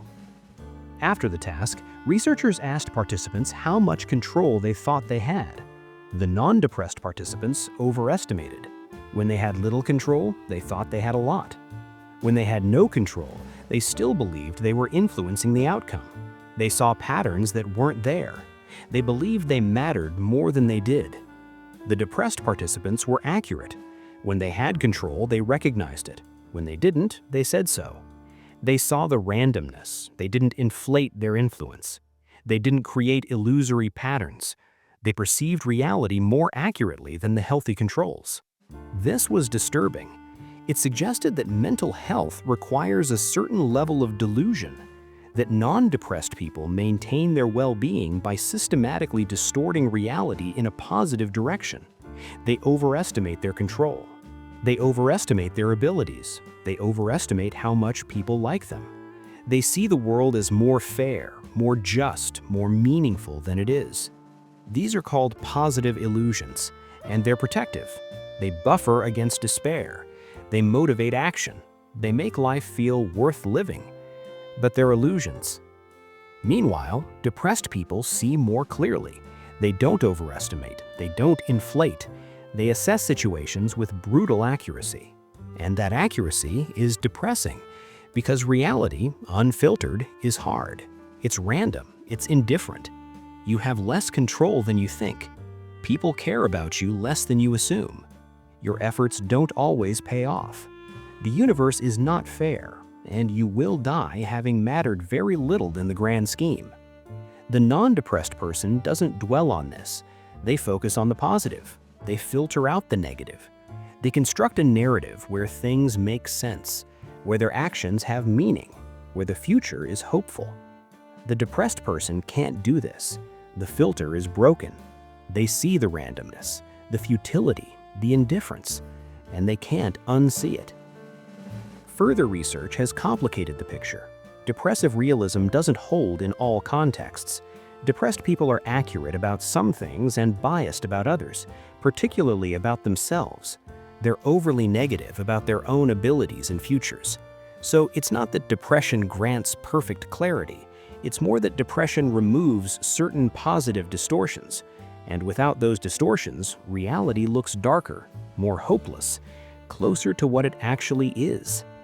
This raises an uncomfortable question. Is mental health based on delusion? The answer seems to be, at least partially, yes. Healthy people maintain unrealistic optimism. They believe they're less likely than others to experience negative events, car accidents, illness, divorce, unemployment. Statistically, they're not less likely, but they believe they are, and this belief protects them. It allows them to take risks, to invest in the future, to keep trying despite uncertainty. Depressed people don't have this buffer. They see their actual risk. They know the odds, and it paralyzes them. Why try if failure is likely? Why invest if loss is inevitable? Why hope if disappointment is the norm? The accurate perception of probability becomes a curse. Healthy people also have an illusion of control. They believe their actions matter more than they do, that they can influence outcomes through effort and skill. Often they can, but they overestimate the extent, and this overestimation drives behavior. It makes them persistent, resilient, willing to keep trying. Depressed people see how much is outside their control, how much is luck, timing, randomness, and this awareness leads to helplessness. If outcomes are largely random, why bother? The accurate perception of contingency becomes demotivating. Healthy people have a self-serving bias. They attribute success to their own abilities and failures to external circumstances. This protects self-esteem. It allows them to maintain confidence despite setbacks. Depressed people don't do this. They're more balanced in their attributions. They see their role in failures. They don't inflate their role in successes. And this balance, this honesty, erodes self-esteem. The accurate self-assessment becomes self-critical. So yes, mental health seems to require a certain degree of positive distortion, some unrealistic optimism, some illusion of control, some self-serving bias. These aren't signs of irrationality, they're adaptive. They keep you functional, motivated, hopeful. And depression, in some ways, is the absence of these protective distortions. It's seeing reality more clearly and finding that reality unbearable. This doesn't mean depression is enlightenment. Depressed people are not sages who've pierced the veil. They have their own biases, their own distortions, usually in the negative direction. They overestimate threat. They underestimate their ability to cope. They see the world as more hostile than it is. So it's not clarity versus delusion, it's positive delusion versus negative delusion. Healthy people tilt toward the positive. Depressed people tilt toward the negative. And somewhere in between is an accurate view of reality that almost no one can tolerate for long. Because accurate reality is this: you have some control, but not much. Your efforts matter, but not always. People care about you, but not as much as you'd like. The world is neither fair nor entirely unfair. It's indifferent, random, chaotic. You will succeed sometimes and fail sometimes, and the difference will often be luck. You will die. Everyone you love will die. Everything you build will eventually crumble. And in 100 years, no one will remember you. This is true, and it's unbearable. So the healthy mind distorts it, softens it, adds meaning, adds hope, adds the belief that you matter, that your actions count, that the future will be better. These beliefs are not strictly true, but they're necessary. They allow you to get out of bed, to care about things, to invest in relationships, to pursue goals. Without them, you collapse into the depressive's accurate hopelessness. And hopelessness, even if accurate, is not functional. So we're left with a strange conclusion. Mental health requires a certain degree of self-deception. You have to believe things that aren't quite true in order to function. You have to inflate your control, your abilities, your importance. You have to filter out the negative and focus on the positive. You have to construct meaning where there might be none. And this isn't weakness, it's adaptation. It's how humans survive in a universe that doesn't care whether they do. The depressive sees through this. They see the self-deception for what it is, and they can't maintain it. They can't believe the comforting lies. So they're left with the uncomfortable truth. And the truth, unadorned, is crushing. It offers no motivation, no hope, no reason to continue. Just the cold assessment that effort is largely futile, and meaning is self-created, and death is inevitable, and nothing you do will change that. They're not wrong. They're just unprotected. The healthy person is protected by illusion. The depressive is exposed to reality. And reality, in its raw form, is not kind. So which is better? Comfortable delusion or painful clarity? The answer, for most people, is delusion. Because clarity doesn't help. Knowing that your control is limited doesn't make it less random. Knowing that outcomes are random doesn't make them less random. Knowing that you'll be forgotten doesn't make your life more meaningful. It just makes it harder to care, harder to try, harder to find reasons to continue. The illusions, the positive distortions, they're functional. They're tools. They help you navigate a world that would otherwise be paralyzing. And maybe that's okay. Maybe truth in its purest form is not the goal. Maybe the goal is to function, to find meaning, to maintain hope, even if that hope is based on distortion, even if that meaning is invented, even if the control you feel is exaggerated. Because the alternative, accurate perception of a meaningless and indifferent universe, is true, and it's unbearable, and humans are not built to bear it. So we distort, we hope, we believe, and we call it mental health. While the depressive, seeing clearly, sinks, not because they're sick, but because they're unprotected, exposed, staring at what the rest of us have learned not to see. The truth, cold, indifferent, accurate, and utterly, completely, devastatingly hopeless. You've been in a relationship for 3 years. It's not working. You know it's not working. You're unhappy, they're unhappy, but you stay because you've already invested 3 years, because you've already put in so much effort, so much time, so much emotional energy. And walking away now would mean all of that was wasted. So you stay. You throw in more time, more effort, hoping it will finally pay off. This is the sunk cost fallacy, and it's ruining your life. The sunk cost fallacy is the tendency to continue investing in something because you've already invested in it, even when continuing is irrational, even when the investment is clearly failing. You can't let go of what you've already put in, so you put in more. The logic goes like this: I've already spent money on this, time on this, energy on this. If I quit now, all of that is wasted, so I have to keep going. I have to see it through. I have to make it work. Otherwise, everything I've invested is lost. But here's the thing, it's already lost. The time you spent is gone. The money you spent is gone. The effort is gone. It's sunk. It's in the past. It's not coming back. Continuing doesn't recover it. Continuing just adds more loss on top of what's already lost. The rational decision is to ignore sunk costs entirely, to ask, from this point forward, is this worth continuing? Not, have I already invested too much to quit, but does the future investment make sense given the likely outcome? If the answer is no, you quit, regardless of what you've already put in. But people can't do this. They can't ignore sunk costs. They feel the weight of past investment, and it traps them. Economists see this constantly. Companies continue funding failing projects because they've already spent millions. They can't admit the project is doomed, so they spend millions more. Investors hold losing stocks because they've already lost money. Selling now would make the loss real, so they hold and lose more. Governments continue wars because they've already sacrificed lives. Withdrawing now would mean those deaths were for nothing, so they send more soldiers, more lives, into a conflict that can't be won. The sunk cost gets larger, the commitment deepens, and the inability to walk away becomes even stronger. You see this in education. Someone spends 2 years in a graduate program.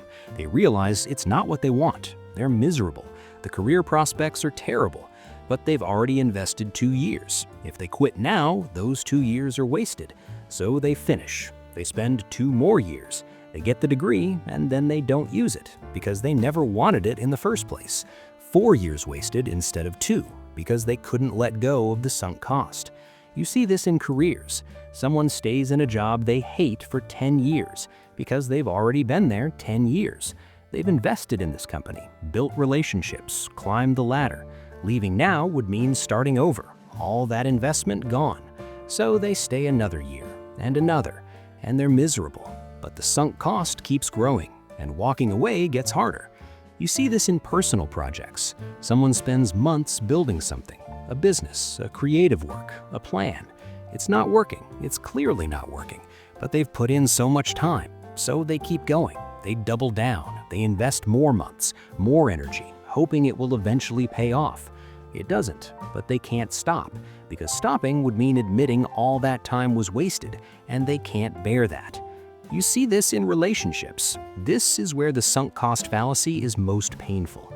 People stay in relationships that are clearly over, that are making them unhappy, that have no future, because they've invested years. They've built a life together, they've shared experiences, they've intertwined their identities. Walking away would mean all of that was for nothing, all those years wasted, all that effort meaningless. So they stay, they try harder, they go to therapy, they make compromises, they cling to the hope that it will improve. And sometimes it does, but often it doesn't. And they waste more years on top of the years already wasted because they're trying to recover something that's already gone. The time is gone, the effort is gone. You can't get it back. Staying doesn't change that. The sunk cost fallacy is irrational. Economists have known this for decades. It violates basic principles of decision-making. You should only consider future costs and benefits. Past costs are irrelevant. They don't change the value of future options. But psychologically, we can't ignore them. We feel them. We weight them heavily, more heavily than we should. Why? Several reasons. First, loss aversion. Losing something hurts more than gaining something feels good. Quitting feels like losing. It makes the sunk cost real, final, irretrievable. As long as you're still invested, you can tell yourself it might pay off, that the investment wasn't wasted. Quitting ends that hope. It forces you to accept the loss, and loss is painful, so you avoid it. You keep investing to avoid facing what you've already lost. Second, commitment and consistency. Humans value consistency. They want their actions to align. If you've been investing in something, walking away feels inconsistent. It feels like admitting you were wrong, that your past decisions were bad. And admitting you were wrong is painful. It threatens your self-image. So you stay consistent. You keep investing. You prove to yourself and others that your initial decision was right, even when it clearly wasn't. Third, the desire to not waste. We hate waste. We hate the idea that effort was for nothing, that time was spent with no return. It feels morally wrong, profligate, irresponsible. So we keep going. We try to justify the investment, to make it mean something, to extract some value, even when the only thing we're extracting is more loss. The sunk cost fallacy is everywhere. It's in your closet, clothes you never wear but can't donate because you spent money on them. It's in your subscriptions, services you don't use but can't cancel because you've been paying for them. It's in your commitments, events you don't want to attend but feel obligated because you already RSVP'd. It's in your beliefs, ideas you've defended for years that you're no longer sure about but can't abandon because you've invested your identity in them. It traps you. It keeps you doing things you don't want to do, staying in situations that don't serve you. pursuing goals that no longer make sense, all because of what you've already put in. And the cruel irony is the more you invest, the harder it becomes to quit. The sunk cost grows, and with it, the psychological pressure to continue. You're trapped in a cycle. The investment doesn't pay off, so you invest more, and that doesn't pay off, so you invest even more. The hole gets deeper, and you keep digging, because you've already dug this far. Because stopping now would mean all that digging was pointless. So you dig, and the hole gets deeper, and escape becomes less likely, but you keep digging. The rational move is to stop, to assess the situation as it is now, to ignore what you've already spent, to ask, is this worth continuing from this point forward? If yes, continue. If no, quit. Simple, but emotionally impossible, because the past has weight. It pulls at you. It demands justification. It demands that you make it mean something. And you can't. You can't make wasted time unwasted. You can't make bad investments good by investing more. You can't make a failing relationship work by staying longer. The past is the past. It's done.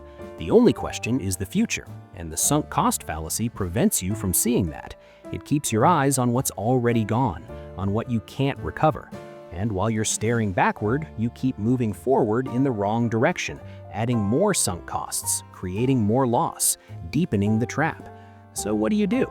You recognize it. You name it. When you feel the pull to continue because you've already invested, you pause. You ask, am I making this decision because it's the right decision going forward, or am I making it because I can't let go of the past? If it's the latter, you stop. You walk away. You accept the loss. You let the sunk cost be sunk, and you move on. It's hard. It feels wrong. It feels wasteful, but it's the only rational move. Because continuing to invest in something that isn't working doesn't honor past investment. It just creates more loss. The time you already spent is gone. The time that matters is the time ahead, and you get to choose what to do with it. You can spend it trying to recover what's already lost, throwing good time after bad, good money after bad, good energy after bad.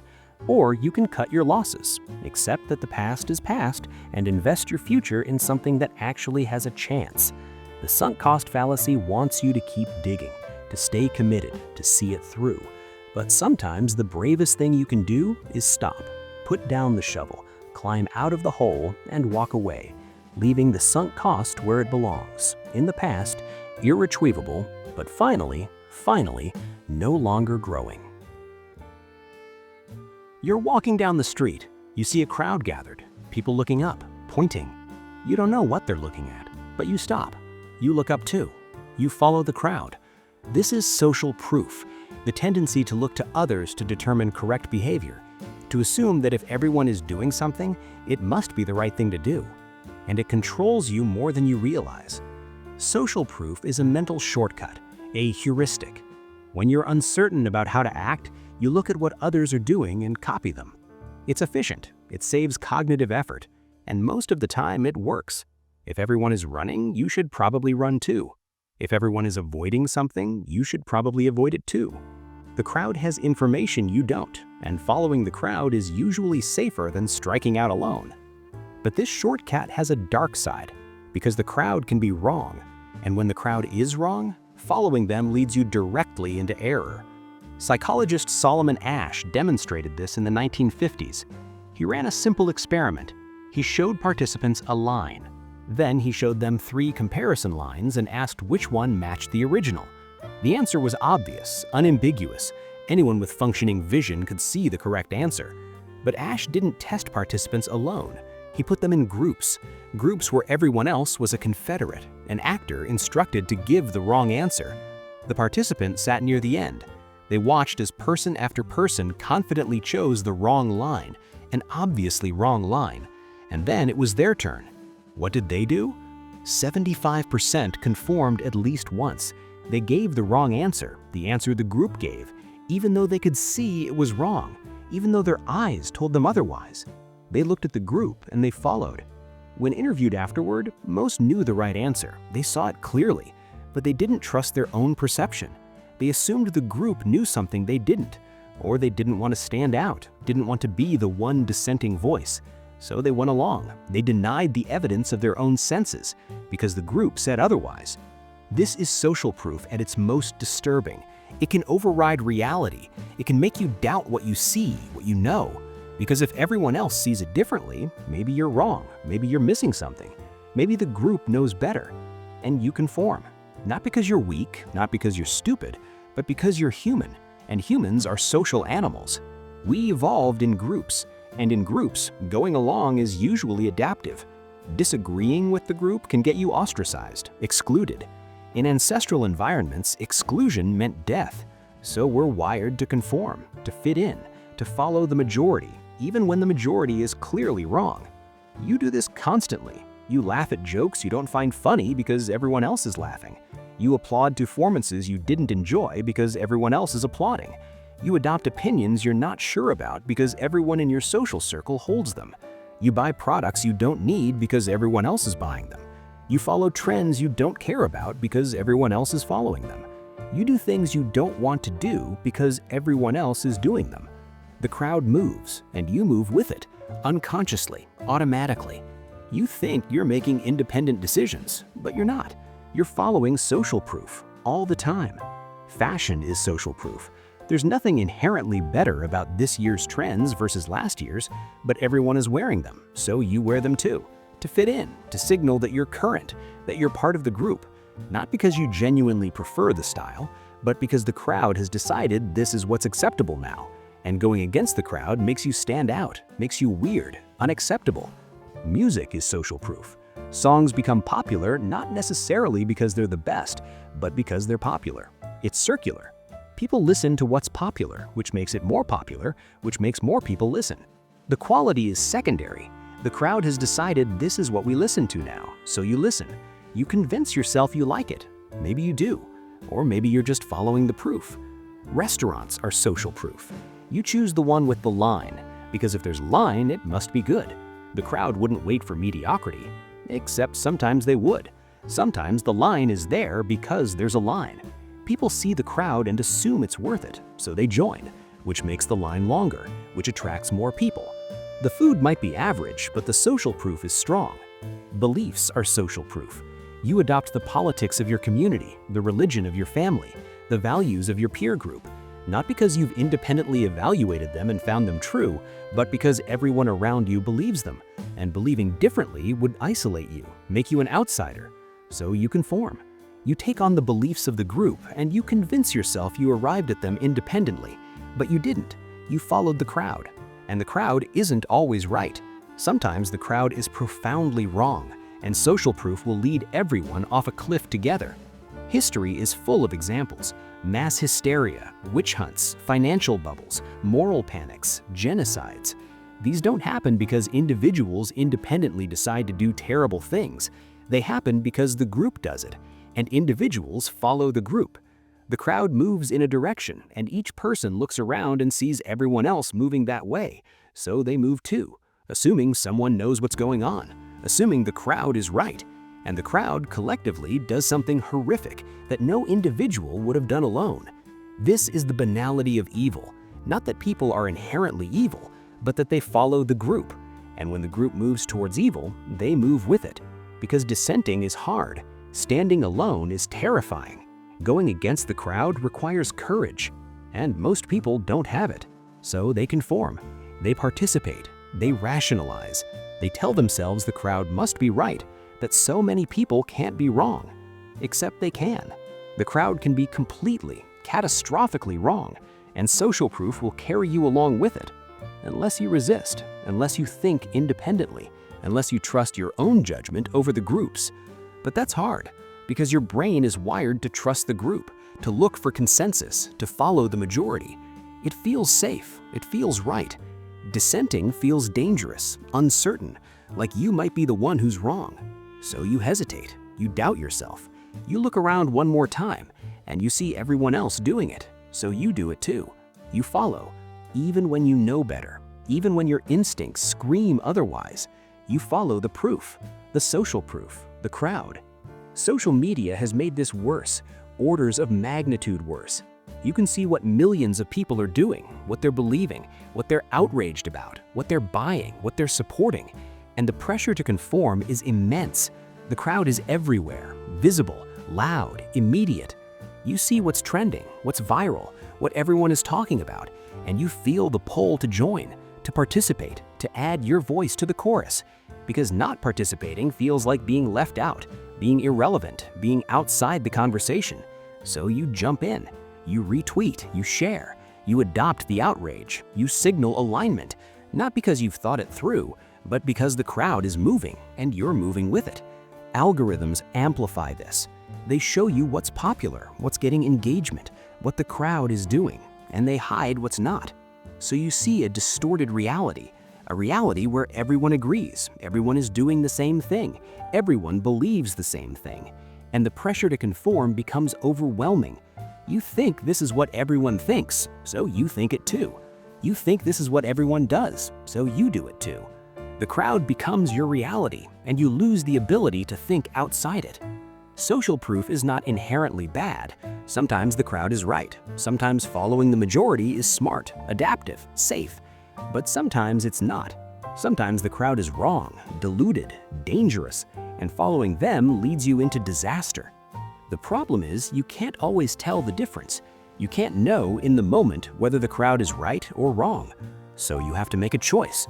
Trust the crowd or trust yourself. And trusting yourself is terrifying because you might be wrong. You might be the outlier, the fool, the one who didn't get it. Or you might be right, and the crowd might be wrong, and you'll be the one who saw clearly, who resisted, who thought independently. But you won't know until later. And in the moment, the pressure is immense. The crowd is loud, confident, united, and you're just one person with doubts, with uncertainty, with the nagging feeling that maybe, just maybe, you should trust your own judgment. But the crowd is there, pulling at you, telling you what to do, what to think, what to believe. And it's so much easier to follow, to go along, to be part of the group. So you do. Most of the time, you follow the proof, you trust the crowd, you assume they know better, and maybe they do. Or maybe they're all following each other, looking around for cues, seeing everyone else doing it, assuming someone knows what's going on when really no one does. Everyone is just following everyone else, an entire crowd moving in a direction for no reason other than everyone else is moving that way. No one knows why. No one questioned it. They just followed. And you follow too, because that's what humans do. We follow the crowd, even when the crowd is blind, even when the crowd is lost, even when the crowd is wrong, we follow because we're wired to, because standing alone is too hard, because social proof feels like certainty, and certainty, even false certainty, feels better than doubt. So the crowd moves, and you move with it, and no one asks where we're going or why. We just follow, together, into whatever the crowd has decided, right or wrong, we follow. You're a better driver than most people. You know this. You've never caused a serious accident. You're careful, attentive, skilled. You're definitely above average. Except, statistically, you're probably not, and neither is anyone else who thinks the same thing, which is almost everyone. This is the better than average effect, the tendency to believe you're above average in nearly every positive trait, even when that's mathematically impossible. Most people think they're better than most people, which can't be true, but it feels true. In study after study, when people are asked to rate themselves on various attributes, the majority rate themselves as above average. Driving ability, intelligence, attractiveness, sense of humor, honesty, fairness, competence at their job, likelihood of living a long life, how good they are in relationships. The list goes on. In every domain, most people think they're better than most. This is sometimes called the Lake Wobegon effect, named after Garrison Keillor's fictional town where all the children are above average. It's absurd when you say it out loud, but it's how we actually think. One famous study asked drivers to rate their skills. 93% rated themselves as above average. 93%. For that to be true, the bottom 50% would need to be dramatically worse than they think they are, and they'd need to know it. But they don't. They all think they're above average too. Another study asked people to rate their ethical behavior compared to their peers. 86% said they were more ethical than average, more honest, more fair, more trustworthy. But if everyone is more honest than average, then average doesn't mean what we think it means. The math doesn't work. The effect shows up in the workplace. When employees are asked to rate their performance, the vast majority rate themselves as above average. Even in companies where performance is objectively measured and ranked, most people think they're in the top half. They can't all be right, but they all believe it. It shows up in academia. Students consistently overestimate their grades. They think they're performing better than they are. When asked to predict their exam scores, most predict above average. Most are wrong. It shows up in relationships. People think they're better partners than average, more attentive, more caring, more committed. They think they contribute more than their fair share. When couples are asked what percentage of housework they do, the combined percentages usually exceed 100%. Both people think they're doing more than half. Both people think they're carrying the load. Both can't be right. The better-than-average effect is a form of self-enhancement bias. Your brain protects your self-esteem by inflating your positive qualities and minimizing your negative ones. You focus on your strengths and downplay your weaknesses. You remember your successes and forget your failures. You compare yourself favorably to others, and you end up with a distorted view of yourself, a view where you're better than you are. It's not that you're lying, you genuinely believe it. Your brain has constructed this narrative and it feels true. You see evidence for it everywhere because confirmation bias ensures you notice the times you were right, competent, skilled, and you overlook the times you weren't. The better-than-average effect is self-serving. It protects you from uncomfortable truths, that you're ordinary, that you're average in most things, that you're not special. These thoughts are hard to bear. They threaten your self-concept, so your brain shields you. It tells you you're above average. It finds ways to make this seem true, and you believe it. Everyone does, which creates a strange situation. A world full of people who all think they're better than most people, who all think they're in the top half, who all have inflated views of their own abilities, and who are all wrong. Because most of us, by definition, are average. That's what average means. But we can't accept it. We can't see ourselves as merely average. So we distort, we inflate, we convince ourselves we're better, and we hold this belief with complete confidence. The effect is stronger for subjective traits, things that are hard to measure objectively, like sense of humor or fairness, or how good a friend you are. These are ambiguous. You can interpret them in ways that favor you. You can define them in ways that make you look good. And you do. You choose the definition that maximizes your standing, and by that definition, you're above average. For more objective traits, the effect is weaker but still present. Driving ability can be measured. Accidents, violations, reaction time. But even here, people overestimate because they focus on the aspects where they're strong. Maybe you've never had an accident, so you're a good driver. Even if you speed, even if you don't signal, even if you tailgate, you focus on the no accident part and you rate yourself highly. The better-than-average effect is also stronger for positive traits, things you want to be good at, things that matter to you. You're less likely to think you're above average at things you don't care about, but for the traits that define you, that you value, that you've invested in, you almost certainly think you're better than most, and you're probably wrong. This has consequences. It makes you overconfident. You take on challenges you're not ready for. You underestimate risks. You overestimate your ability to handle difficult situations, and you fail more often than you expect because you're not as good as you think you are. It makes you less open to feedback. If you think you're already above average, why would you need to improve? Criticism feels unfair, unjustified, because you're already doing better than most people. So you dismiss it, you rationalize it, you don't learn from it. It makes you judgmental of others. If you're above average, then most people are below you, and it's easy to see their flaws, their incompetence, their failures. You notice when others mess up, when they're slow, when they're wrong, because you're comparing them to your inflated view of yourself, and they fall short.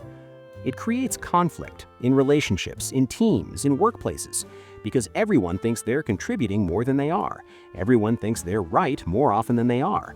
Everyone thinks they're more competent, more fair, more trustworthy. And when two people both think they're above average and they disagree, neither is willing to concede, because conceding would mean admitting they're wrong, and they can't be wrong. They're above average. So here's the uncomfortable truth. You're probably average at most things. Maybe you're above average at a few things, below average at others. But overall, across the board, you're probably pretty close to average. That's just statistics. Most people are near the middle. That's where the average is. But you don't feel average. You feel special, unique, better. And that feeling is so strong that it overrides the math. It overrides the logic. You know intellectually that most people are average, but you don't think that applies to you. You're the exception, except you're not. You're the rule. You're like everyone else who thinks they're above average. You're all in the same boat, all thinking you're better than the others in the boat. All wrong. The better than average effect is almost universal. It shows up across cultures, across ages, across contexts. It's a fundamental feature of human psychology. We need to believe we're better. We need to protect our self-esteem. We need to feel like we matter, like we're competent, like we're not just another face in the crowd. So we inflate, we distort, we convince ourselves we're above average, and we live with that delusion, comfortably, confidently, until something forces us to confront it, a failure, a comparison, a moment of clarity. And even then, the delusion usually survives. You rationalize, you explain away the evidence, you find a way to maintain the belief, because the alternative, accepting that you're average, is too painful, too threatening, too diminishing. So you cling to the illusion. You're better than most, you're above average, you're special, and so is everyone else. All of us, above average, together, in a mathematical impossibility that feels absolutely true. Think about your own death for a moment. Not abstractly, not someday in the distant future, but concretely. What will happen to your body when you die? How it will decay, how it will cease to be you, how you will cease to exist. How does that feel? Uncomfortable, probably. Maybe you push the thought away. Maybe you're doing that right now. This discomfort, this instinctive avoidance, this is mortality salience, the psychological state of being aware of your own death. And when that awareness is triggered, your behavior changes, predictably, measurably, in ways you don't notice. Mortality salience theory, which we discussed earlier, predicts that when you're reminded of death, you defend against the terror by clinging to your cultural worldview, by pursuing symbolic immortality, by asserting meaning and value. Hundreds of studies have confirmed this.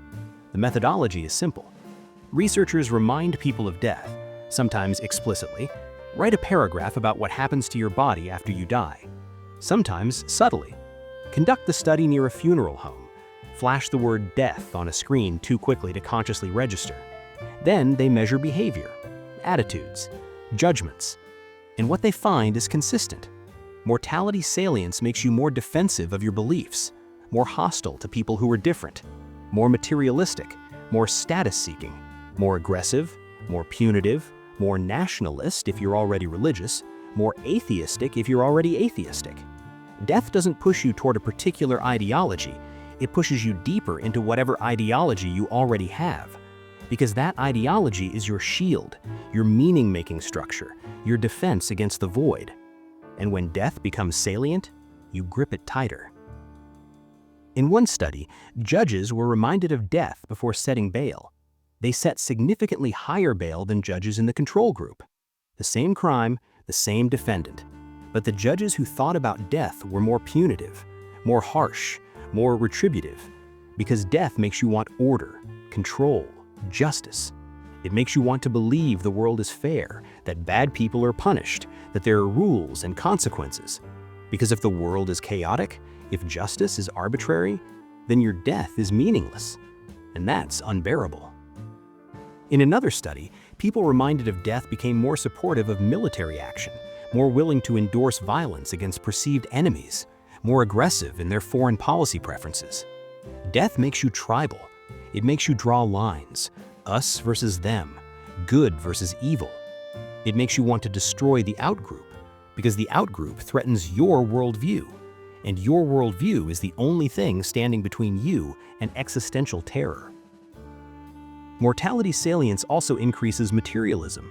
When reminded of death, people are willing to pay more for luxury goods. They value status symbols more highly. They become more concerned with wealth and success, because material success is a form of symbolic immortality. It says you mattered, you achieved something, you left a mark. Even if that mark is just owning expensive things, it's something, some defense against insignificance. In studies on charitable giving, mortality salience has mixed effects. Sometimes it increases generosity, because giving is a way to create legacy, to contribute to something larger than yourself, to matter beyond your own life. But other times it decreases generosity, because it triggers self-preservation, a focus on protecting yourself, securing your own position. Death makes you selfish, or selfless, depending on how you've learned to manage the terror. Mortality salience strengthens whatever defense mechanisms you already have. If you cope with existential anxiety through religion, reminding you of death makes you more religious. You pray more, you attend services more, you affirm your faith more strongly. If you cope through secularism, through rationality, through humanism, reminding you of death makes you more committed to those frameworks. You double down on what gives you meaning, and you become more hostile to alternatives, because alternatives are threats. They suggest your framework might be wrong, and if your framework is wrong, you're unprotected, exposed, staring into the abyss. One of the most disturbing findings is how mortality salience affects prejudice. When reminded of death, people become more prejudiced, more negative toward outgroups, more supportive of discrimination, more willing to endorse harmful stereotypes. Death makes you tribal in the worst ways. It activates your need for belonging, for in-group solidarity, for clearly defined boundaries between us and them. And anyone who's different becomes a threat, not because they've done anything, but because their difference challenges your worldview, reminds you that there are other ways to be, other ways to find meaning. And that's threatening, because it suggests your way isn't the only way, isn't the right way. And if your way isn't right, then the comfort it provides is false, and you're back to confronting death without a shield. So you reject them, you other them, you dehumanize them, you make them the enemy, because that's easier than questioning your own beliefs. Mortality salience also affects how you treat your body. Some people, when reminded of death, become more health conscious. They exercise more, eat better, take care of themselves, because staying healthy is a way to deny death, to push it further into the future, to maintain the illusion of control. But others do the opposite. They engage in risky behavior, drink more, smoke more, drive recklessly. Because if death is inevitable, why not live intensely now? Why not embrace risk? Why not go out on your own terms? It depends on your personality, your coping style, your relationship with control. But either way, mortality salience changes your behavior. Even if you're not conscious of it, even if you think you're acting rationally. You're not. You're reacting to the terror, and the terror is shaping your choices. Here's the most unsettling part. You don't have to consciously think about death for mortality salience to take effect. Subtle reminders work just as well. Passing a cemetery, seeing an ambulance, hearing about someone's illness, watching a news report about a tragedy. These trigger the same psychological defenses, even if you don't actively think, "I'm going to die." Your brain registers the threat, and it responds by making you more defensive, more tribal, more materialistic, more punitive, more extreme in your existing beliefs. And you don't notice. You think you're just having opinions, making judgments, living your life. But underneath, the awareness of death is pulling the strings, shaping your worldview, driving your behavior in ways that serve no purpose except to manage your terror, to protect you from the unbearable knowledge that this ends, that you end, that everything you are will stop, will decay, will be forgotten. You can't think about this for long. Your brain won't let you. It has mechanisms to pull you away. Distractions, rationalizations, beliefs. You redirect. You focus on something else. You affirm your values. You engage with your culture. You pursue goals. You connect with people. You create meaning. All of it is death denial. All of it is designed to keep you functional despite the awareness. And it works, most of the time. You go through your day without consciously thinking about death. You make plans as if you'll live forever. You invest in the future. You care about things. You pursue meaning. You love people. All of this happens because you're not actively confronting mortality, because the defenses are working, because the terror is managed. But when mortality becomes salient, when the defenses are threatened, they react. They defend. They double down. They become the worst versions of themselves in service of avoiding the one truth they can't escape, that this ends, that you end, that everything you are will stop, will decay, will be forgotten. You have a project. It should take about a week. You know this. You've estimated. You've planned. You've accounted for delays. Maybe 10 days to be safe. 3 weeks later, you're still working on it. And you're confused. How did this happen? How did you get it so wrong? This happens every time, and you never learn. This is the planning fallacy, the systematic tendency to underestimate how long tasks will take. You've experienced it before, many times. You know you tend to run over, and yet every new estimate is optimistic. Every new timeline is too short. You think this time will be different. It never is. Psychologists Daniel Kahneman and Amos Tversky identified this in the 1970s. They noticed that people consistently underestimate completion times for everything. Small tasks, large projects, simple errands, complex endeavors. The pattern is universal. You think it'll take less time than it actually takes. And you're not just a little bit wrong, you're dramatically wrong, often by a factor of 2 or 3. Students are asked to estimate how long it will take to complete their senior theses. They give best-case estimates, worst-case estimates, and realistic estimates. Even the worst-case estimates are too optimistic. Even when students are explicitly trying to account for delays, for problems, for the unexpected, they still underestimate. By weeks, sometimes months. The actual completion times are far beyond even their pessimistic predictions. This happens in construction. Buildings that were supposed to take 2 years take 5. Budgets double, triple. Everyone involved knew there would be delays. They planned for delays. They added contingencies. And still, they ran over, massively, every time. The Sydney Opera House was supposed to take 4 years and cost $7 million. It took 14 years and cost $102 million. The planners weren't idiots. They weren't reckless. They just fell victim to the planning fallacy, like everyone does. This happens in software development. Projects that should take 3 months take 9. Features that should ship in a week take a month. Developers know this. They've lived it. They joke about it. They multiply their estimates by pi, or by 3, or by some other fudge factor. And they still underestimate. Because the planning fallacy is not about lack of experience. It's about how your brain constructs predictions. When you estimate how long something will take, you imagine the task going smoothly. You envision the best-case scenario, or maybe the typical scenario. You think about the steps involved, you add them up, you get a number, and that number feels reasonable. But it's based on an inside view.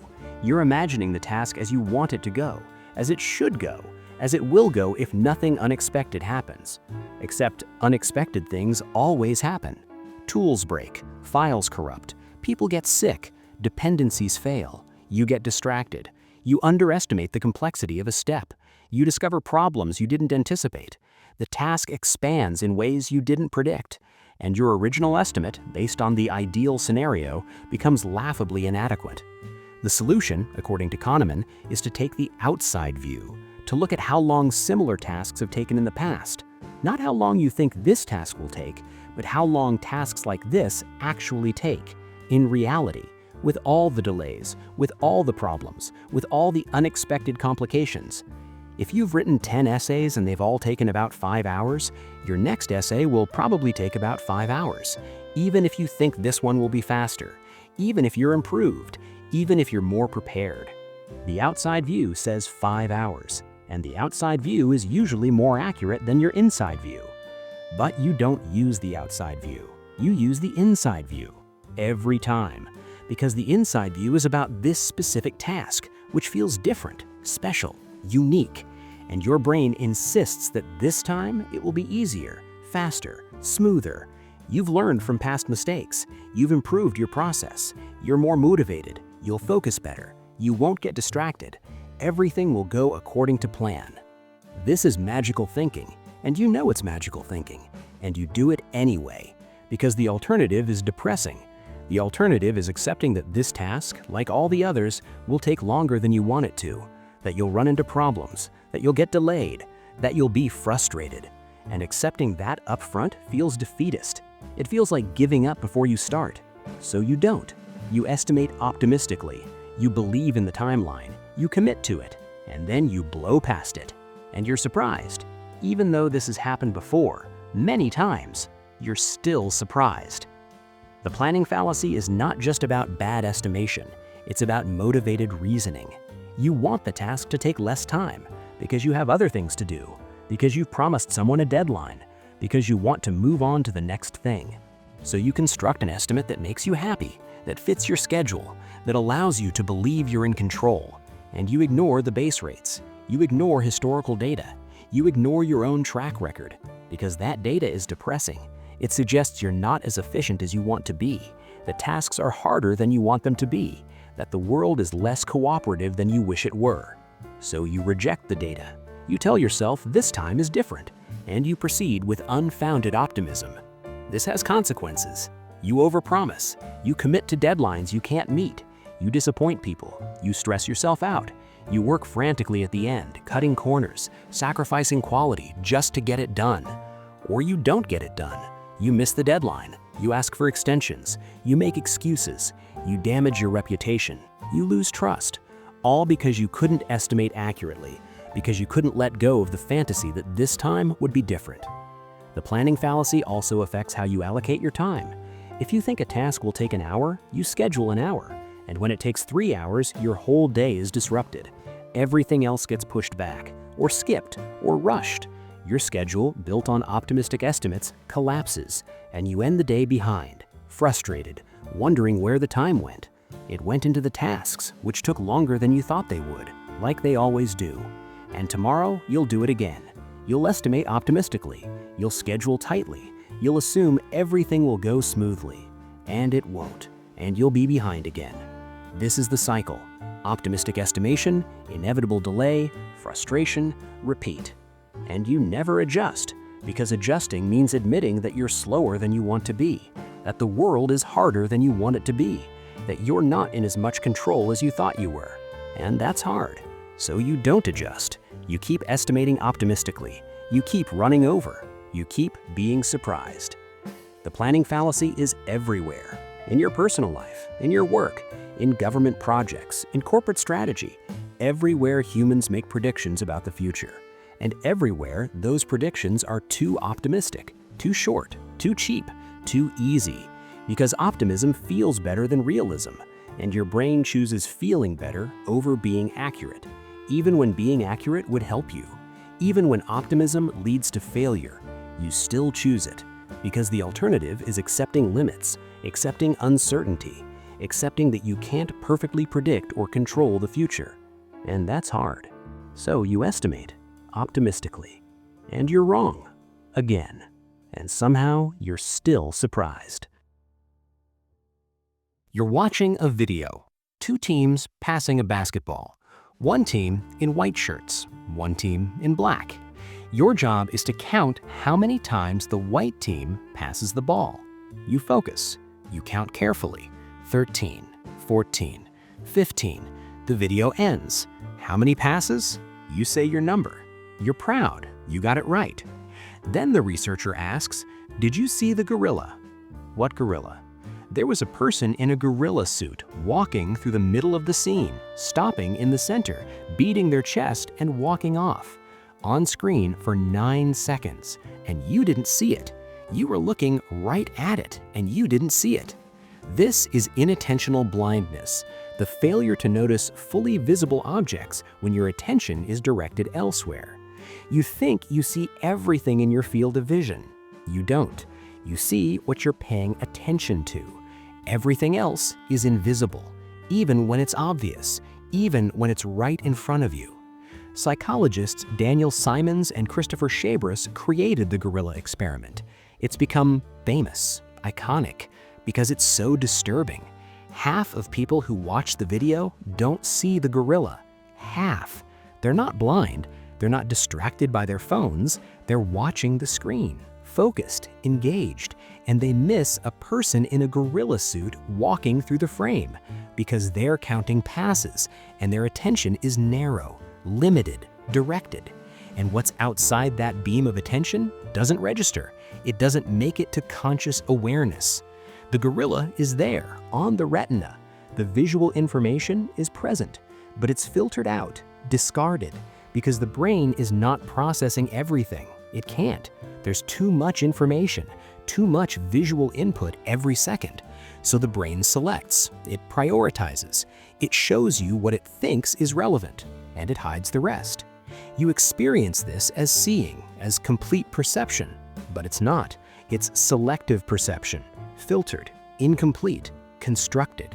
You're seeing a fraction of what's actually there, and you don't realize it because the brain doesn't show you the gaps. It fills them in.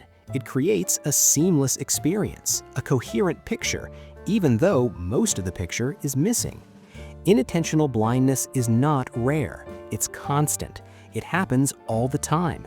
You just don't notice it because you can't notice what you're not noticing.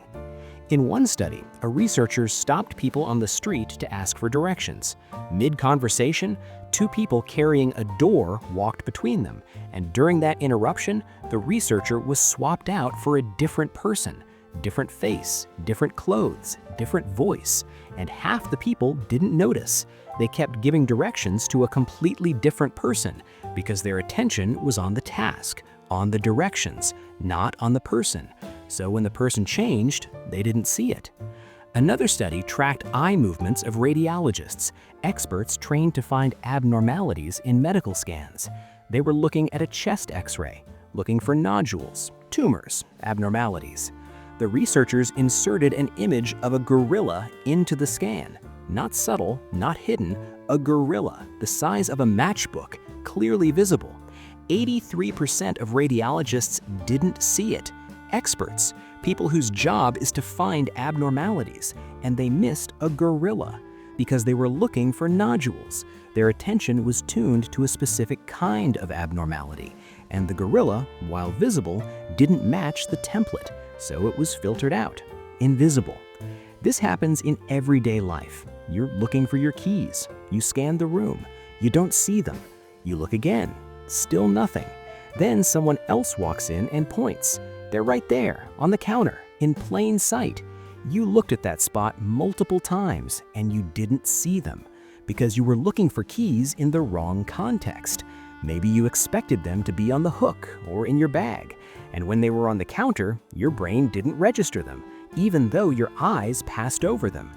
You've driven home and not remembered the drive. You arrived, you parked, but you have no memory of the last 10 minutes, no memory of the turns, the stops, the other cars, because you were on autopilot. Your attention was elsewhere, thinking about work, about dinner, about something someone said, and the driving, the visual environment, all of it was processed unconsciously. You navigated successfully, but you didn't see, not consciously. It was invisible to awareness. Inattentional blindness reveals the gap between looking and seeing. You can look directly at something and not see it, because seeing requires attention, and attention is limited, selective, narrow. You can only attend to a few things at once. Everything else gets filtered out, and the filtering is so effective that you're not aware it's happening. You think you see everything. You think your perception is complete, but it's not. You're missing most of what's there, and you don't know what you're missing. This has serious consequences. Drivers miss pedestrians. Pilots miss warnings on instrument panels. Security personnel miss threats. Doctors miss symptoms, not because they're incompetent, but because their attention is directed elsewhere, and what's outside the beam of attention is invisible. In one study, people were asked to follow a dot moving on a screen. While they focused on the dot, other shapes appeared, obvious shapes, easy to see. But when people were focused on the dot, they didn't notice the other shapes, even when told in advance that other things might appear, even when explicitly instructed to try to notice them. They still missed them, because attention is not voluntary in the way you think it is. You can't just decide to see everything. You can decide where to point your attention, but you can't widen it to encompass everything. The beam is narrow, and what's outside it is dark, invisible. This is why eyewitness testimony is unreliable. Witnesses are confident about what they saw, but they only saw what they were paying attention to, and they weren't paying attention to everything. They missed details, important details, details that might change the entire story, but they don't know they missed them. They think they saw the whole event, so they testify confidently, and they're wrong. Not lying, not intentionally misleading, just wrong, because their perception was incomplete, and they don't realize it. Inattentional blindness also explains why people talk past each other, why misunderstandings happen. You hear someone say something, you think you understood, but you only heard the parts you were attending to, the parts that fit your expectations, the parts that matched what you were listening for. And you miss the rest, the nuance, the qualification, the exception. And you respond based on the incomplete version you heard. And the other person is confused because they said more than you heard, and you don't realize you missed it. This happens in reading too.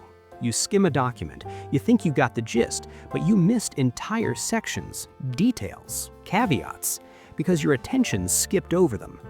You were looking for the main point, and everything else was invisible. You filled in the gaps with assumptions, with what you expected to see, and you constructed a version of the document that differs from what's actually written.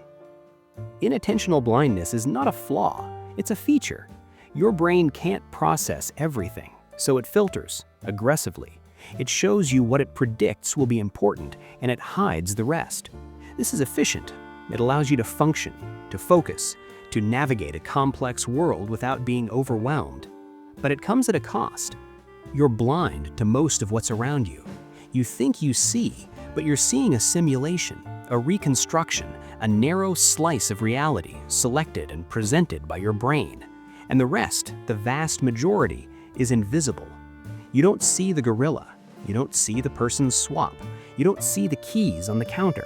You don't see the shapes on the screen. Not because they're not there, but because you're not attending to them. And without attention, there is no conscious perception. There is no seeing.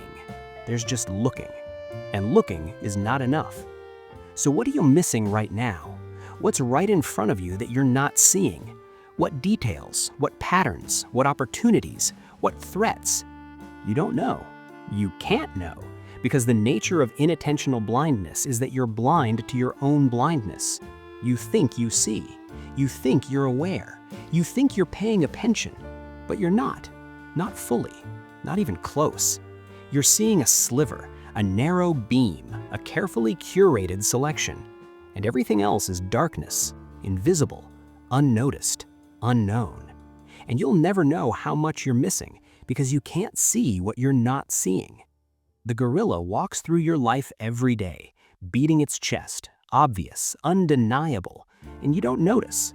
You're too busy counting passes, focused on the task, missing the absurdity right in front of you.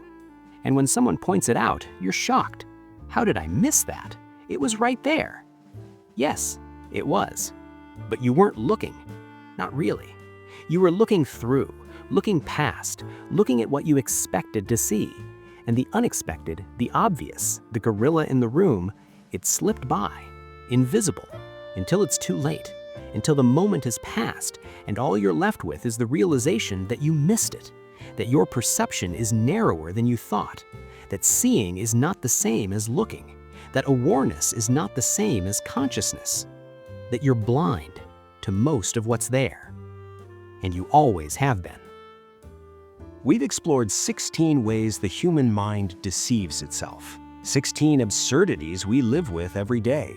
You control nothing, but believe you do. You remember things that never happened. You're confident when ignorant, doubtful when expert. You see what you believe and believe what you see, even when both are illusions. You need the lie to function, yet knowing it's a lie doesn't free you from it. You chase happiness on a treadmill that never stops. You stand by while others suffer because the crowd is standing too. You throw good time after bad, trying to recover what's already lost. You follow the crowd even when the crowd is wrong. You think you're better than average when most of you is average. Everything you do is death denial. You estimate optimistically and fail predictably. And you miss the gorilla walking right through your life. Perhaps the greatest absurdity is this: knowing all of this changes almost nothing. You'll still fall for these patterns. You'll still be human. You'll still press the elevator button multiple times. Still remember events that didn't happen the way you think. Still feel watched when no one is watching. Still stay in situations you should leave because you've already invested too much. Tomorrow you'll wake up and your brain will run the same programs. the same biases, the same distortions, the same protective illusions, and you'll experience them as reality, as truth, as the way things are. Because that's what it means to be human, to be trapped inside a perspective you can't escape, to see through filters you can't remove, to believe things that comfort you more than things that are true. And maybe that's okay. Maybe the point isn't to escape the absurdity, but to recognize it, to sit with it, to find some strange peace in the knowledge that we're all stumbling through the same cognitive illusions, all pretending we have more control than we do, all constructing meaning in a universe that offers none, all managing terror in whatever ways we can. You are not alone in your irrationality. It's universal. It's the price of consciousness, of being aware enough to see the problems, but not equipped enough to solve them, of knowing you'll die, but needing to live as if you won't, of seeing through your own illusions while still being governed by them. This is the human condition: absurd, contradictory, irrational, beautiful in its futility, tragic in its persistence. We keep going anyway. We keep building, keep loving, keep trying, keep believing, not because any of it makes sense, but because we can't stop, because the alternative is paralysis, and paralysis means facing what we've been running from all along. So we run, on treadmills, toward illusions, away from truth, together, all of us, absurd, human, alive, for now. Thank you for listening, for spending these hours in the dark thinking about uncomfortable things, for sitting with the absurdity instead of running from it. May you find rest in the recognition that you're not broken, you're not failing, you're just human. And being human is absurd, and that's okay. Sleep well, or don't. Either way, the treadmill will be waiting in the morning, and you'll run, because that's what we do until we don't.